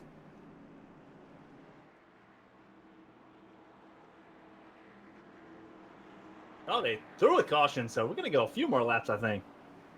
It looks like we're going to go one more lap. Looks like the Ibians did throw a caution. Not everybody lined up there, it looks like. So, looks like one more lap here, so lap 102 going to be under caution here. Lap 103, yep, they are off again. So, well, we'll try this again. Go ahead and get them going, Nicholas. Into turn 1 here. All right, well, let's just go back here to P6 while we can. Kill a little time. We got Jake Bustos. Bustos here in P6. 7th is going to be Donnie Lee with a good bounce back from a few wrecks earlier on. 8th place is going to be Sean Cochran. 9th is going to be Tyler Raw. Keith Haney is going to round out that top 10. We'll continue through the 15th. Brandon L. Book, P11. Justin Limke, 12th. Rodrigo Logo, 13th. Carter Cope, 14th. And round out your 15th is going to be Eli Green going back to the front. Brad Wetzel, Pretzel, as you like to say, is going to be looking for that pace car to take that hard left-hand turn on the pit road. He's looking to take the green flag. Randy Kruger on the outside, though, looking to time enough to get a good launch. Here comes the pace car out of turn 4. Pace car is off. Brad Wetzel. Green flags in the air here yet again at Atlanta Motor Speedway. Randy Kruger with a decent jump finds himself in P2. 3-car length lead for Brad down into turn 1. And as we exit turn number 2 here on the backstretch, side by side, Jeff Glockner, Cody Kepner here tonight. A little bit of a change from the venue. From up front here as we enter turn 3 and exit turn number 4 here this evening. GT Hawkins out there. GT Hawkins racing in chat, still side by side. But thank you, GT. Do appreciate it. Oh, Nicholas doing what Vroom does. So, but yeah, Brad got a good jump there. Randy Kruger still holding second. Jeff Glockner, though, in some company with Cody Kepner and Jake Bustos, though. Yeah, Jake Bustos and Cody Kepner have been side by side for about 2 laps now. Jake Bustos off of turn 4, able to clear Cody Kepner at that time by, so move Jake Bustos up to 4th place. Now to 43 of Sean Cochran, trying to work his way up to a top 5 running order, and there it is out of turn 2. Sean Corcoran into 5th. He's got Cody Kepner, Keith Haney, Edward Morris Sr., Tyler Raw, and doing a battle of his own there with the 14 of Edward Morris Sr. Going to make the pass there, but boy, that's side by side up here with the 43 and the 24. Man, they just ain't giving an inch. Yeah, I mean, the 87 and the 78 behind these guys. 87 of Keith Haney now able to clear his way past Cody Kepner, and he's going to try and slide by that 24 of Jeff Glockner as well to work his way up to 5th place. I think if this 87 Josh of Keith Haney can get clear and clean track, we may be looking at a 6th different winner here in the ARCA Series. He's got a fast car. He's just got to work it slowly, work it cleanly, and that's exactly what he's doing. Keith Haney back to the top 5. Yep, Keith Haney now in the top 5. We still got a battle back here. It looks like Edward Moore Sr. falling back. Jeff Glockner is still doing a battle of his own, dang near 3 wide around him. They are still 2 wide, though. The 62, Tyler Raw, Eli Green, Rodrigo Logan out to the inside. Eli Green now to the inside of the 24. Brendan Ellabook across the stripe. Lap 108 here this evening, folks. Starting to wind down the laps here tonight, and it's going to be really, really close. I don't think they can make it on fuel or tires, and I know Brad can't make it. Yeah, if we do go green, I think we will see green flag pit stops. The only question is, when do you take it? Now, if I'm out there on track, I'm going to take it as late as possible. The way it's been trending here lately, we've had a few cautions. So I want to be out on track, and if the caution does come out while other people are pitting, well, that's only better for me because that's less cars on the lead lap. But here we are, man. These guys are getting dicey up here inside the top 10. Now, looking at Sean Corcoran here, currently running in 5th. Looks like Keith Haney going to make the pass there to the inside, going to go into 4th. Take a look at the strategies here, or the stint. Now, Brad's been out here at about 49 laps. Now, of course, that includes the caution. So, tire wear. Oh, battle for the lead. Jake Bustos, Brad Wetzel. Jake going to go to the lead. That was a power move through turns 1 and 2 with Jake Bustos saying, yeah, buddy, I'll take it. But here comes Brad Wetzel back on the inside through turns 3 and 4. Jake Bustos up high. He's taking an extremely high line through turns 3 and 4, but going to get a good run off of turn 4. He's going to maintain the race lead at the start-finish line. How did he do it on that outside line? Cody Kepner back here losing some track, losing some position as up ahead. A battle between Brad Watson and Brad Slaughter Jr. go side by side. Now they're going to go bumper to bumper. Yeah, Brad Slaughter Jr. has got a little bit of damage from the last caution, but worked his way pretty quickly back up through the field. He finds himself in 11th place at a turn 4 down the front stretch across the start-finish line. Up here in front of these guys, we got a side-by-side battle with Eli Green and Brendan O'Book getting a little loose, able to save it.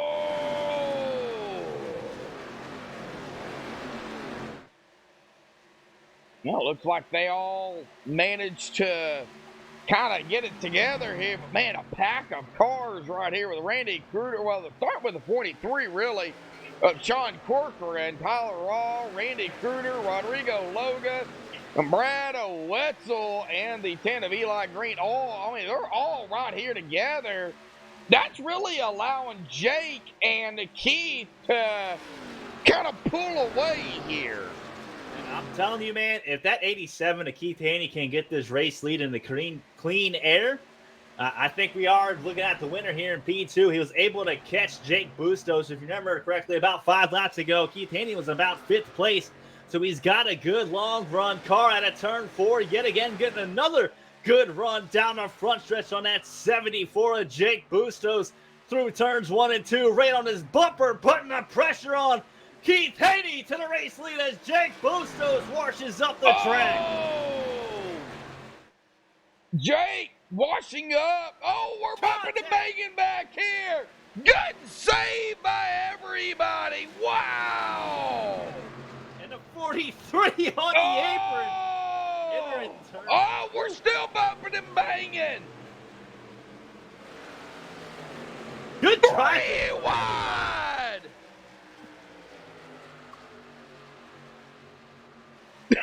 Getting a little wild out here, Nicholas.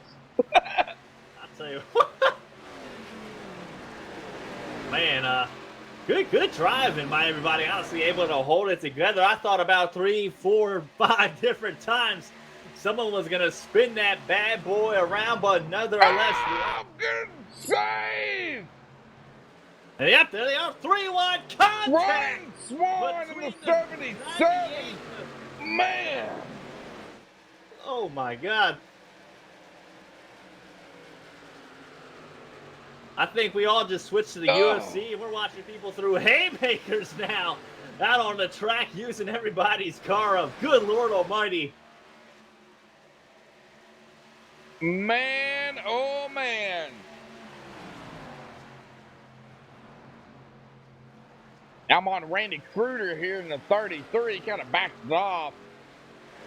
He's going to be behind the 98 of Kevin Frank, but they're still Brad Slaughter, Brad Wetzel. And then we get back here to Brian Wasserman, Lane Doyle, then Edward Morris Sr. back here to around 17th. There's some traffic back here. 3 wide there for a second. Ed caught up in the center.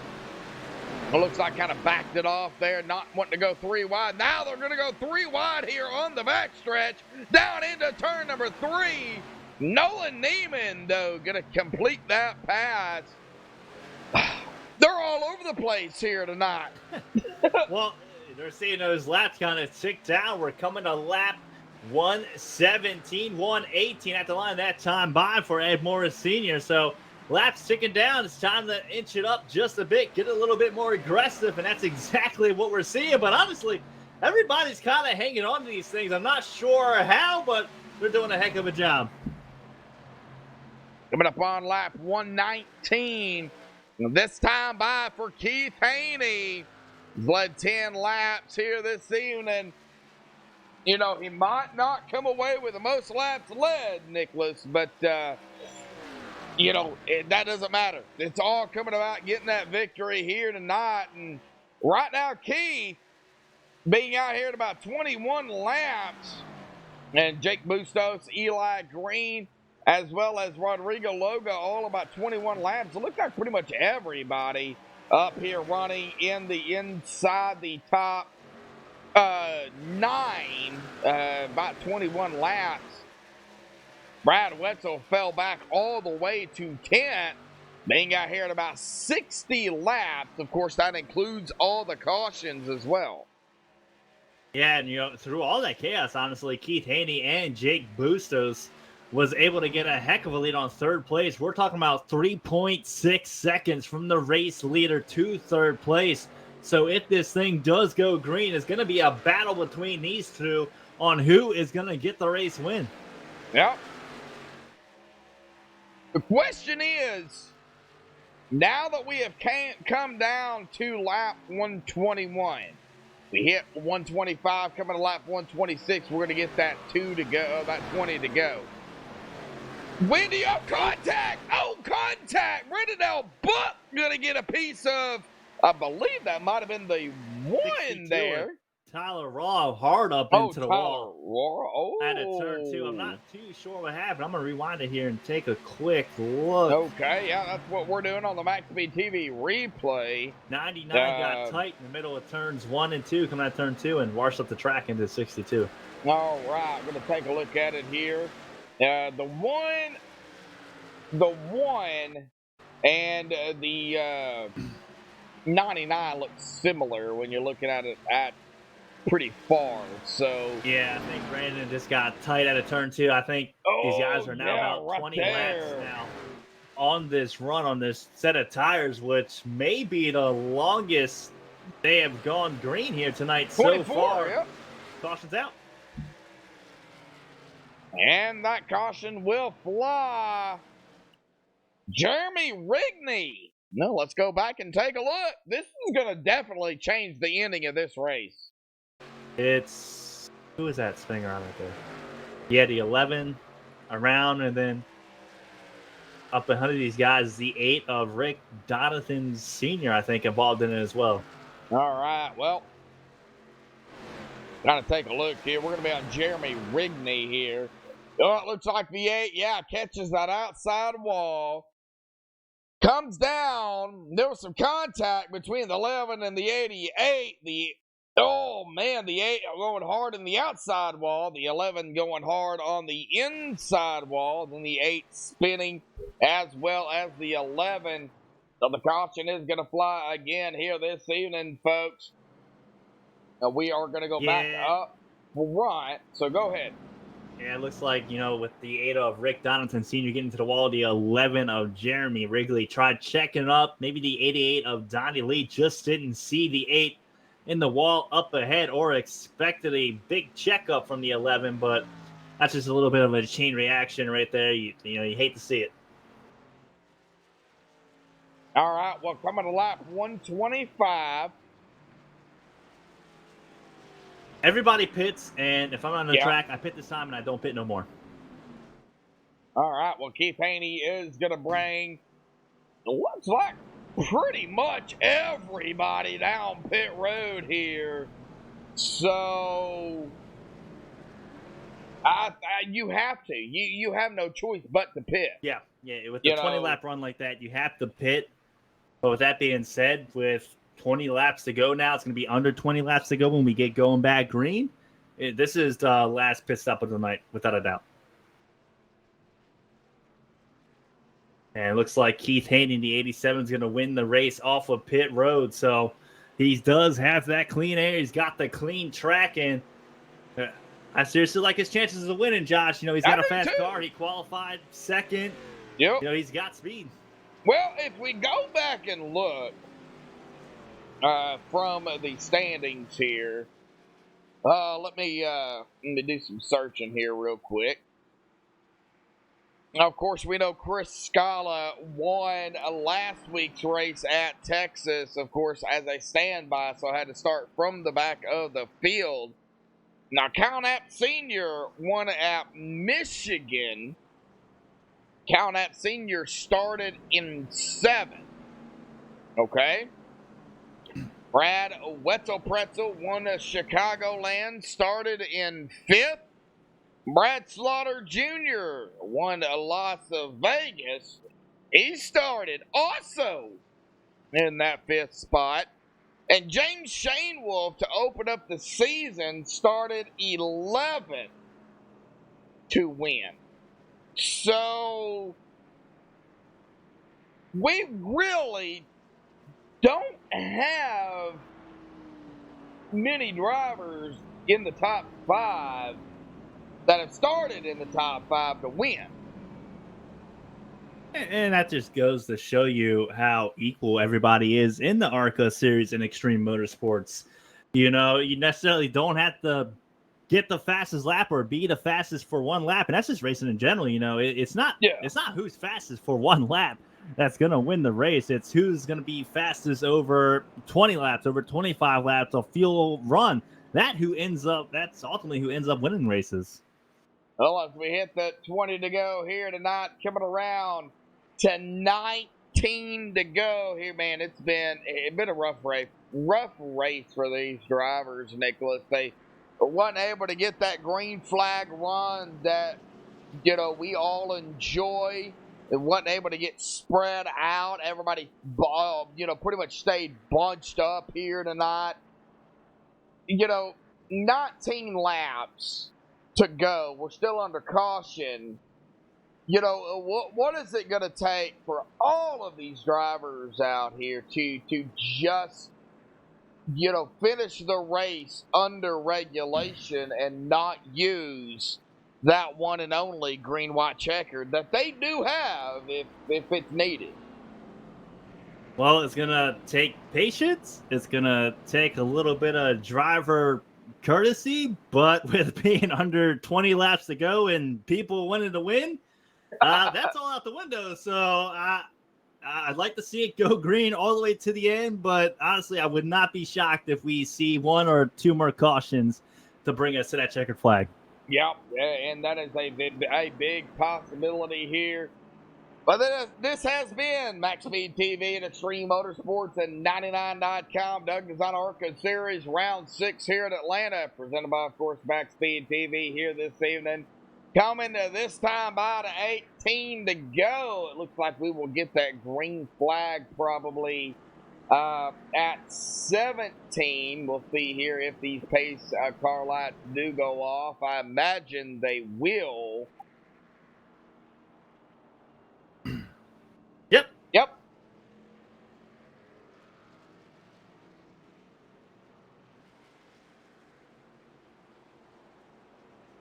All right. We're going to get the green flag here with 17 to go. And pretty much everybody on the same tires. Looks like Chris Canfield now here at about 11 laps, as well as Justin Lemke. Not Justin Lemke, my bad. Lee Staples. Patrick Moore. Brent Christensen about 10. Christian Diaz at about 10 as well. Got to get back up here up front, though, with Keith Haney. Nicholas, get him going, bud. All right, man, as they come through turns 3 and 4, the man with the position everybody wants to be right now, that's going to be the 87 of Keith Haney. He's going to be waiting for that pace car to take that hard left-hand turn yet again up off of turn 4, 74. Jake Bustos on the outside, 10 of Eli Green. Pace car is off and green flags in the air yet again in Atlanta Motor Speedway, brought to you by Doug Designs. The 10 of Eli Green with a good launch, able to get up underneath that 74 of Jake Bustos through turn 1 and 2. The 1 of Brad Slaughter as well, working his way up the P3, and we got a race for the lead up off of turn 2 down the backstretch. Yes, we do. A little bit of blocking going on. 17 to go. Keith trying to hold these drivers back. Trying to hold Eli. Trying to hold Brad. Jake Bustos falling back here to 4th. Right by this time. Brendan Elbook as well. Rodrigo Logan trying to make some moves up here. Currently running in 8th. Ah, man, I don't know. I don't know what's going to happen.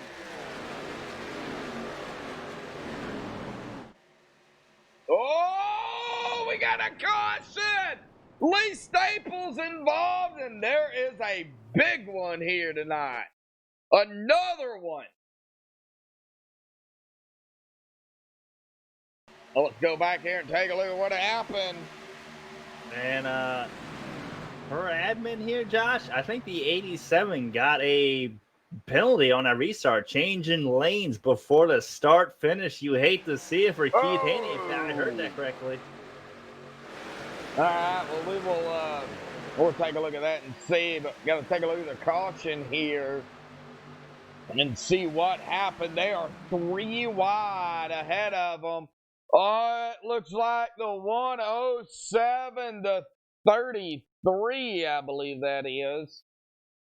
We'll back it up here in a minute and see. Yeah, the 33 and the 9 are 3 wide. The 107 gets it started up in front of them with the 52 and the 15.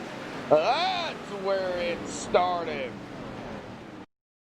Let's get up here on the 15 of a Nolan Neiman here. And this is where that pileup started. Oh, man. A lot of drivers involved. The 26, the 66, the 25, the 92, the 35. the 83. Looks like going to get a piece of it. Big one. Big wreck. Yeah, it looked like the 52 of Carter Cope kind of entered turn one below the apron. Got a little loose, washed up the track a little bit. I don't think Nolan Neiman was kind of expecting Carter to wash up that much. He washed up about half a car length, 3/4 of a car length off that white line. They kind of met in the middle and roadblocked the whole track. And that 33 almost made it through. Just a little bit of damage. He'll be all right. All right, Cameron Hearn in chat. Looks like the Key Boys in chat. Jeremy Clifton in chat here tonight. Glad to see you guys out there tuning in.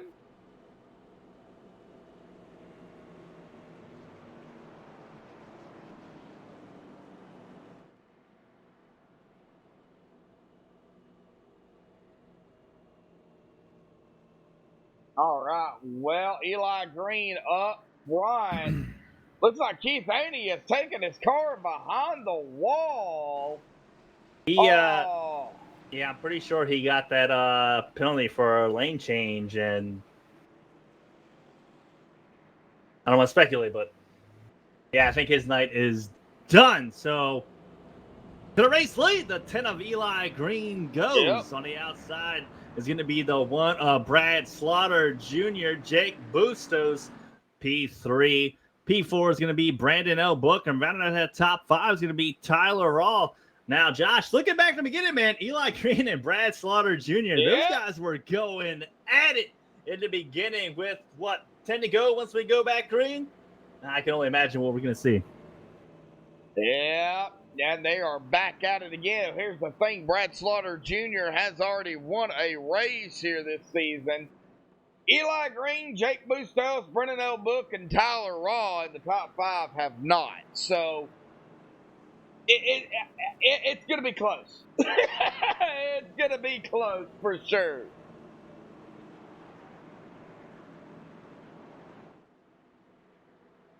Oh, coming now here to 12 to go this time by. Oh, pace car light still on that car. And I don't really. I want to interview somebody, and then I don't. Let's Jake Bustos. Let's interview him, man. Let's give him the bad luck or good luck. We'll give him good luck, man. He's P3. All right, where is Jake at? I believe he's going to be in. There he is. Well, there he is. Go ahead and interview him. Jake, it's Nick. You got a copy. Hey, how's it going, bud? Well, I'll tell you what, man. We're getting ready to go. 10 to go here at Atlanta. You going to use that front bumper, man, to pick up this win? I don't know, man. I'm just happy to be up here having a good points day. I always have good runs with Eli and Slaughter and Brendan and Tyler. So, we're going to run the race, see what happens. Have a good restart here, and we'll go from there. All right, man. Remember, brake pedals on the right. Good luck. Get that win. Hey, I appreciate it. Thank you. Good luck, Jake. Thank you. All right. Man, I don't know what it's going to take for these drivers. At 12 to go here, this is only a 1.5 mile track, so they can get around here pretty quickly, at about 31 seconds. So, man, just got to keep it straight. Got to keep it on the track. You got to keep it on the track, and I think you got to hope for, you're able to miss what's about to happen, in my opinion. I think we can possibly see some chaos out here, but nonetheless, I think it's going to be exciting. Pace lights are off on the pace car. Yeah, you're going to get them going here this time by with Eli Green and Brad Slaughter, 1 and 2 here. Eli up front and Brad on the outside of him.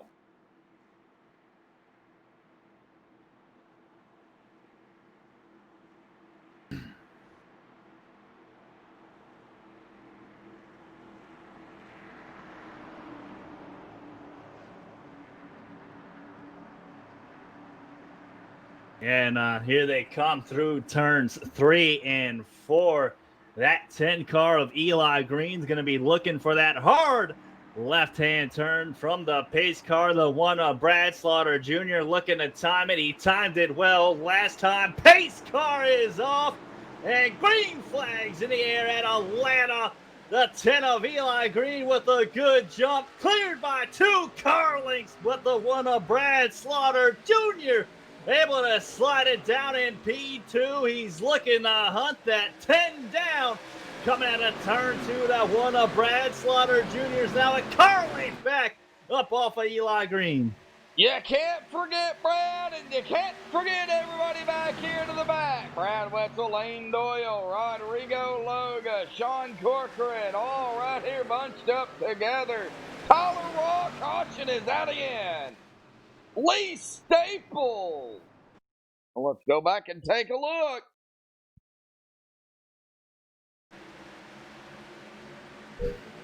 Take a look and see what happened to Lee Staples here. Looks like he's got some damage there to the rear end of that car.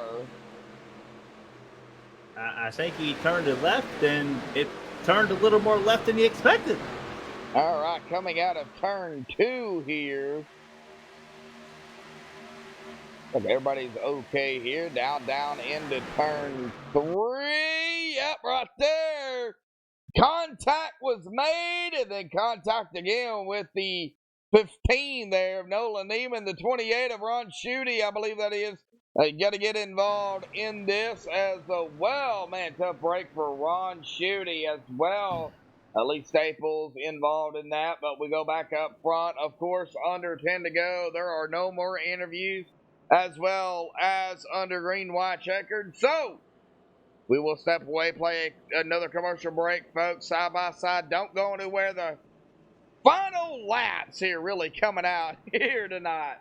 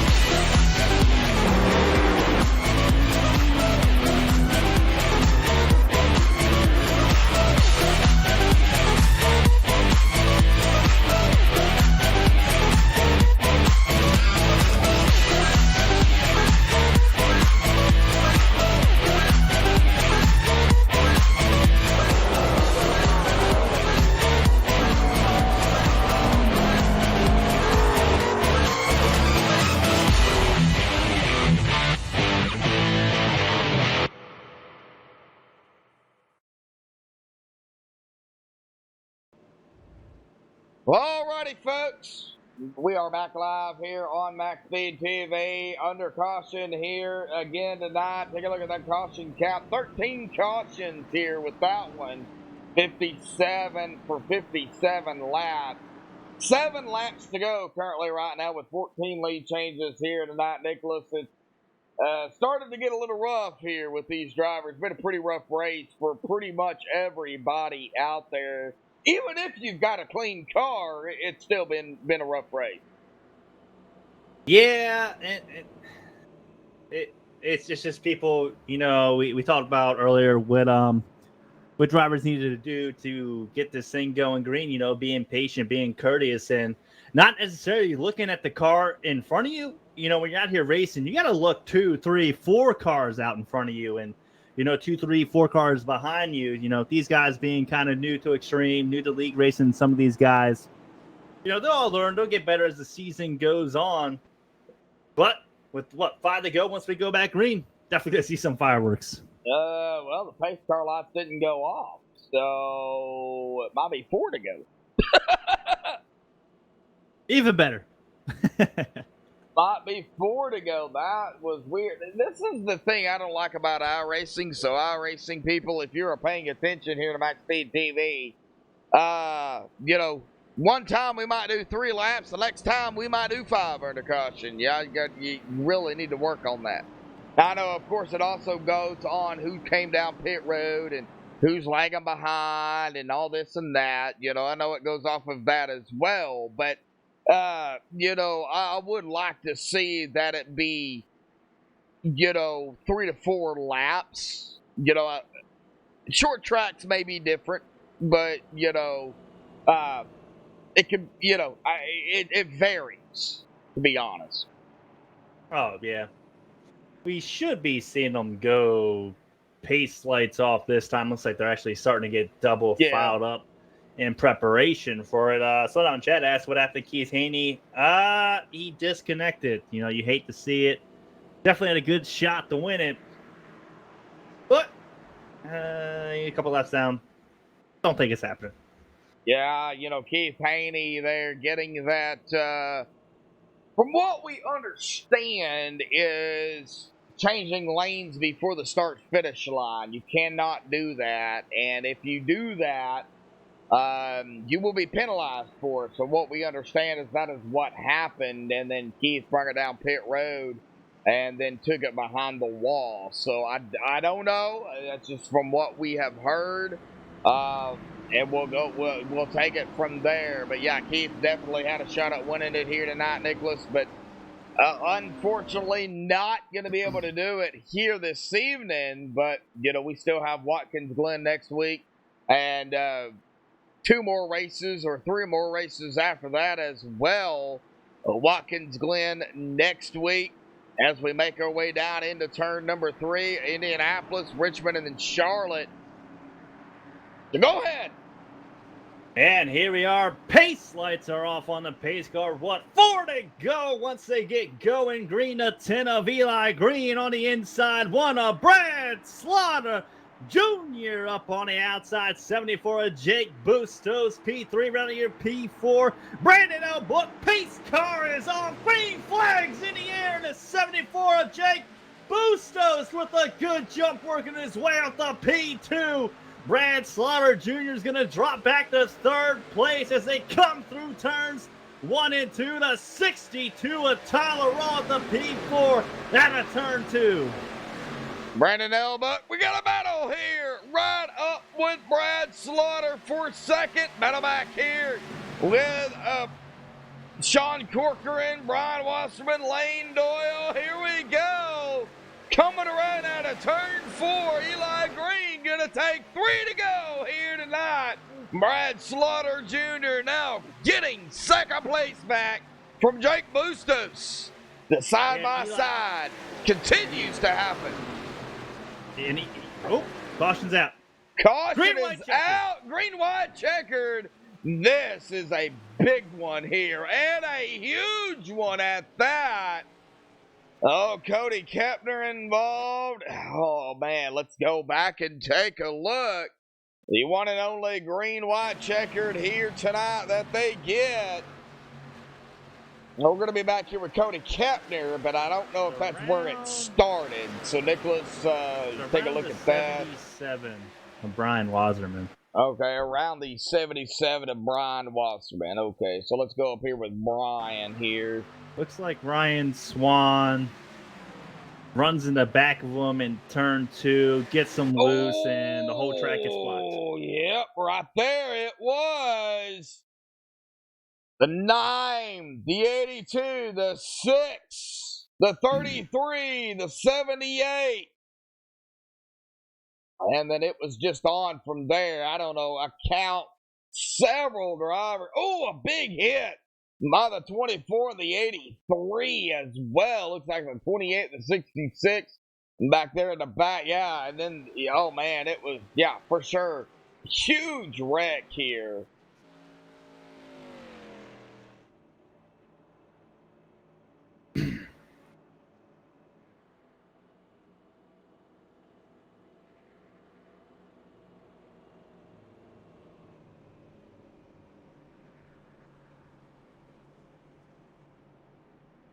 Well, all right, we don't do interviews under Green-white-checkered, so they're only going to get 1 attempt.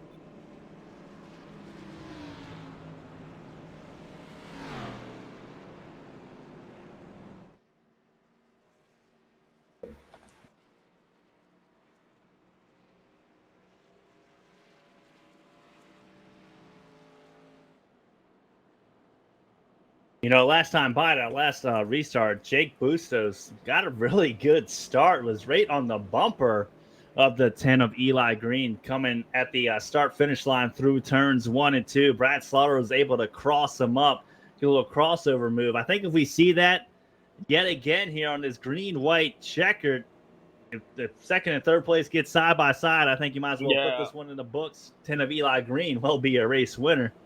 Yeah, Eli's gonna have that preferred line. He's gonna have that top spot. So once all 4 of the tires of the pace car can make it off the track, Eli can go. He can't change the lane that he's in, but he can go. So the jump that Eli gets will determine kind of really what's going to set the pace for Brad Slaughter, Jake Bustos, Tyler All, Brandon L. Book, Brad Wetzel, Rodrigo Loga, Lane Doyle, Sean Corcoran, Kevin Franks running out the top 10. It's gonna set the field, really. Eli's got to get the best start tonight, right now, here under this green-white-checkered. He's got to. If it doesn't happen, that could cost him the race. This is true, but I think he's going to get a good restart. Everybody on the inside lane, no one's really spun their tires at all. It's just about, are the other guys going to be able to time his start? Now, if they're able to time his start and Brad Slaughter is able to hang on his outside door through turns 1 and 2, Brad might be able to get a good enough run off of turn 2 to possibly clear him into 3. We haven't seen it done tonight, but, Brad Slaughter Jr. is a heck of a driver. He's really talented out here in the ARCA series, and if there's anybody to get it done, I'd pick him. Yeah, right now it looks like we go through the picks. My pick here tonight, Orlando Rivera. And I picked his on pit road back here in 37th. And I picked Brad Slaughter. And you picked Brad Slaughter. And he is running up here in second. So, not the night Orlando wanted coming into tonight. Our points leader. Definitely gonna, really upset him, as Eric Talon in second, James Thorndyke third, Brad Slaughter in fourth, and Jake Bustos gonna round out the top 5. But you got Eli Green, Brad, and Jake all right here running 1, 2, 3. Brad Slaughter, like I said, in fourth, Jake in fifth, Eli in 10th in the point standings. This could be a shakeup. And another thing to mention here is if they do get that white flag, it's over. There's a wreck. If there's a wreck, it don't matter. It's all about racing. It's racing back to that line. So if these leaders are wrecking with the white flag in the air, first, second, third, fourth, fifth gets taken out. I mean, this is anybody's race. We're talking about, Kevin Franks, who's currently running in 10th place. If all these guys are wrecking in front of him on that white flag, he could be coming home a winner. Yeah, and it is a very big possibility. You see it a lot on super speedways. You don't see it much at 1.5 miles, but it does happen on occasion. So you really can't count out anybody out here, especially the top 10. With what we've seen tonight so far, I think that statement is true. Well, as we come out of turn 2 here and onto the backstretch, the leader will take the green. The leader has to make it around one more time to take the white flag. If that happens and the white flag comes out, whatever happens after that, it just happens. If a caution comes out before the white flag, we will end it under caution here tonight. But let's hope that doesn't happen as they make their way out of turn number 4. Eli Green, Brad Slaughter, 1 and 2. Eli to the inside, Brad to the outside. Pace car is off. Eli gonna hold him back. Did not get the jump he wanted, but he got a good jump there. Green-white-checkered attempt here tonight. Yeah, that 74 of Jake Bustos cautions out, and your race winner is going to be the 10 of Eli Green.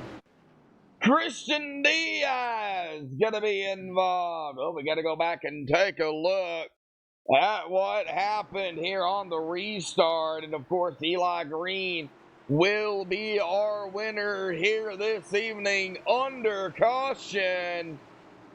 So we'll take a look at Christian.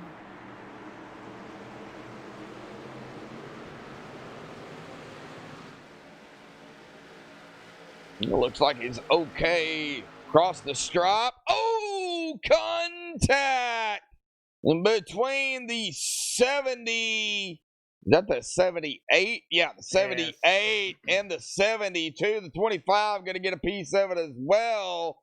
The 8 into the wall, trying to dodge it. Does dodge it, but the caution is going to fly. And Eli Green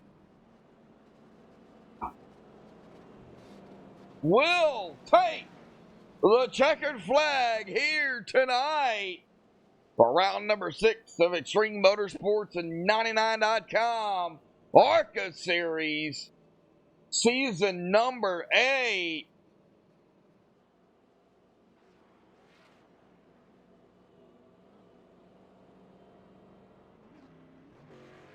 So congratulations goes to Eli Green, which will make it 6 different winners here in 6 races.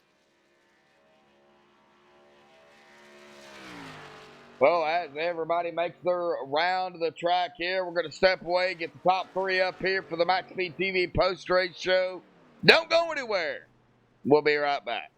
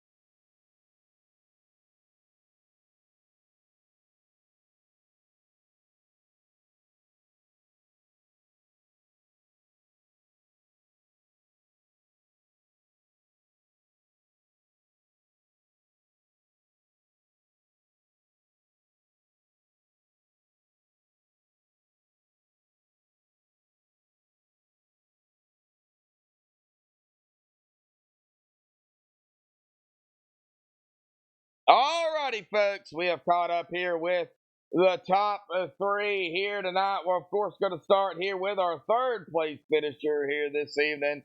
It is going to be Brad Slaughter Jr. Brad, man, you tried your best. You got back up front. 2nd, man, cautions out here tonight was not friendly to really anybody out here tonight, man. Talk about the racing here in Atlanta. Yeah, that was a pretty sad race right there. I don't know how else to put it. I would have liked to have battled it out there at the end and at least had a chance. I got a questionable penalty, I'll say, and like I said, we're gonna look at that and see what happened there. I'm not sure what else I could have done, but yeah, that was a rough one. Apologize for anybody that had to watch that. Yeah, well, Brad, hey, it's part of racing, but we're done with Atlanta. We got a little bit of different race next week. It's going to be Watkins Glen here, road course action. Now, that is going to be one of those other races. You know, there's no cautions, but definitely going to be a points changer. What's your take on the Glen? Yeah, I've actually already done a little bit of testing there and been trying to get a feel for the track, and it's gonna be fun. Definitely, it's gonna be a driver's track. So the number one thing I'll be looking forward to is no cautions. I'll be looking forward to no cautions for the first time in a long time. So be good to get there, and if they crash out, they don't get any redos next weekend. They're probably done. So just gonna try to keep the car clean, keep it on the track, and see where she comes home. All right, Brad. Well, let's get back to it, man. Congratulations on a third place here tonight, man. Thoughts, shout outs, thanks you want to give before you go celebrate. Yeah, I just want to give a shout out to Bruzy Racewear. Appreciate everything they do for VRA here. Go check them out. Check out they make some nice suits, racing booties, gloves, all that stuff. So you check them guys out. Appreciate what you guys are doing up here, Nicholas, Josh.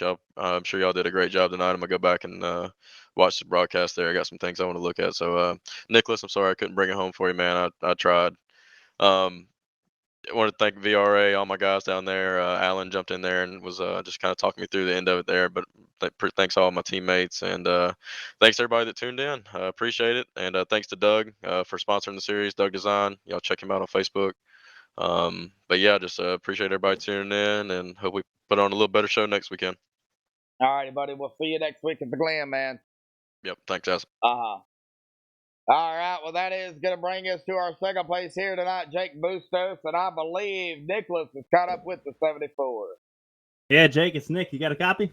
Sure do, Nick. How you doing, buddy?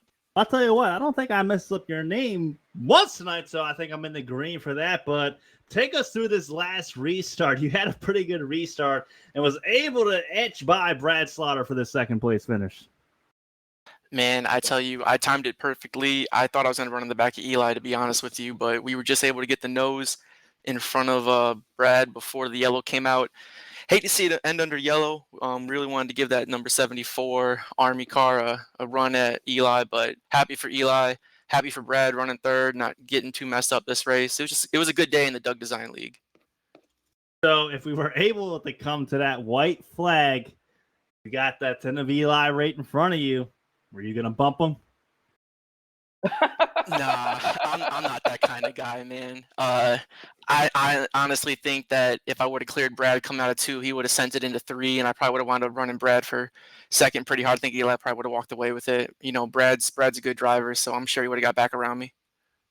All right, man. Definitely good P2 finish for you. You better than I am, I'll say that. Definitely good P2 finish for you. Like to throw any shout outs? I just want to shout out my painter, Andrew Hess, for this awesome paint I have here, the Doug Design League. The admins up in the tower, y'all handle a whole lot of stuff every race. Appreciate you guys, and then all the guys that we hang out with in the driver chat, those misfits down there. All right, man. Congratulations on your P2 finish. Appreciate it, brother. Thank you. Congratulations, Jake. Thank you. Uh-huh. All right, well, that is going to bring us to our winner here tonight, Eli Green. I know this is not the way you wanted to do it, but of course you'll take it.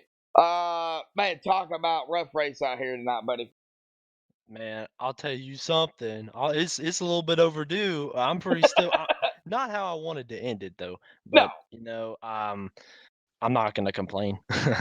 But anyway, it was a fun race when we had some runs there with Brad. We were racing pretty hard.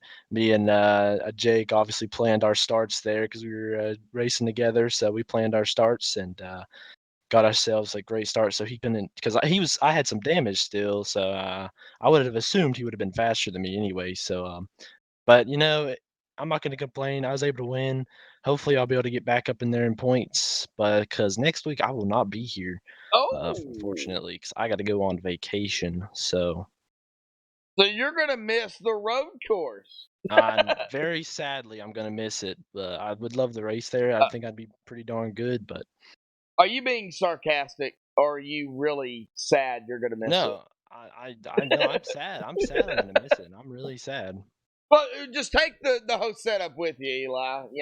I would if I could, but well, if you're not gonna be here for Watkins Glen, then we'll go ahead and get you, to kind of talk about Indianapolis, which will be the next race after that. So, your take on Indy when you come back? I'm excited for Indy. Indy's a good track. It's tight, but it'll be fun. I haven't raced on it with the new tire model. I haven't raced on really any of these tracks with the new tire model in the ARCA car. So except for Richmond. Richmond, I'm looking forward to that one. That's going to be a lot of fun, as well as Charlotte. Indianapolis, though, it's going to be an interesting race. It's going to be I'm assuming it's going to be one of those tied tracks, so there might be a little bit of struggle. But I've been strong all season, so I'm looking for at least a decent finish there, as long as I don't encounter any problems. All righty, buddy. Well, we're not going to keep you any longer than we have to. I know there's a driver's meeting here coming up. So, any final thoughts, shout outs you want to give before you go celebrate the victory here tonight and get ready for Indy in 2 weeks for you? Well, I want to thank Doug Designs, of course, for sponsoring. And if we have our little thing, the Misfits down in the ARCA lobby who race together, and we have gone back to back. So pretty happy about that. Of course, we're gonna try to keep that rolling through, and I appreciate you guys. So you and Chris Scala got something going on here? Well, we're in the Misfit channel, so I mean, All righty, buddy. Go celebrate the victory. Get ready for Indy, bud. Thank you. Uh-huh. All right, Nicholas. Well, rough race for the drivers here tonight, but let's go ahead and get down here to the unofficial results, fitting the admin stuff that they have to do here. Eli Green gonna grab the win here tonight. Congratulations to Eli for getting that victory. The sixth different winner here for the ARCA series with Extreme, sponsored by Doug Design. Jake Bustos going to finish in second place. Brad Slaughter Jr. in third. Tyler Raw going to grab a top 5 in fourth. Brad Pretzel in fifth. Brendan L. Book sixth. Rodrigo Lugas seventh. Lane Doyle in eighth. Sean Corcoran ninth. And Chris Scala is going to grab that top 10. Nicholas? Kevin Frank's going to come in 11th. Ryan Branchois going to come in 12th. Nolan Neiman 13th. Randy Kruder 14th. Carter Cope 15th. Brian Wasserman 16th. Chris Canfield 17th. Justin Lemke 18th. Jeff Glockner 19th. And round out your top 20 is going to be Donnie Lee. All right, Russell LePage 21st. Cody Kepner 22nd. Christian Diaz 23rd. Edwin Moore Sr. 24th. Kyle Knapp, 25th. Ryan Swan, 26th. Rick Christensen, 27th. Jeremy Rigney, 28th. Patrick Moore, 29th. Edward Bray going to round out the top 30. Nicholas, finish us out here tonight. Doug Blackman's going to come in 31st. Fernando Gambeo is going to come in 32nd.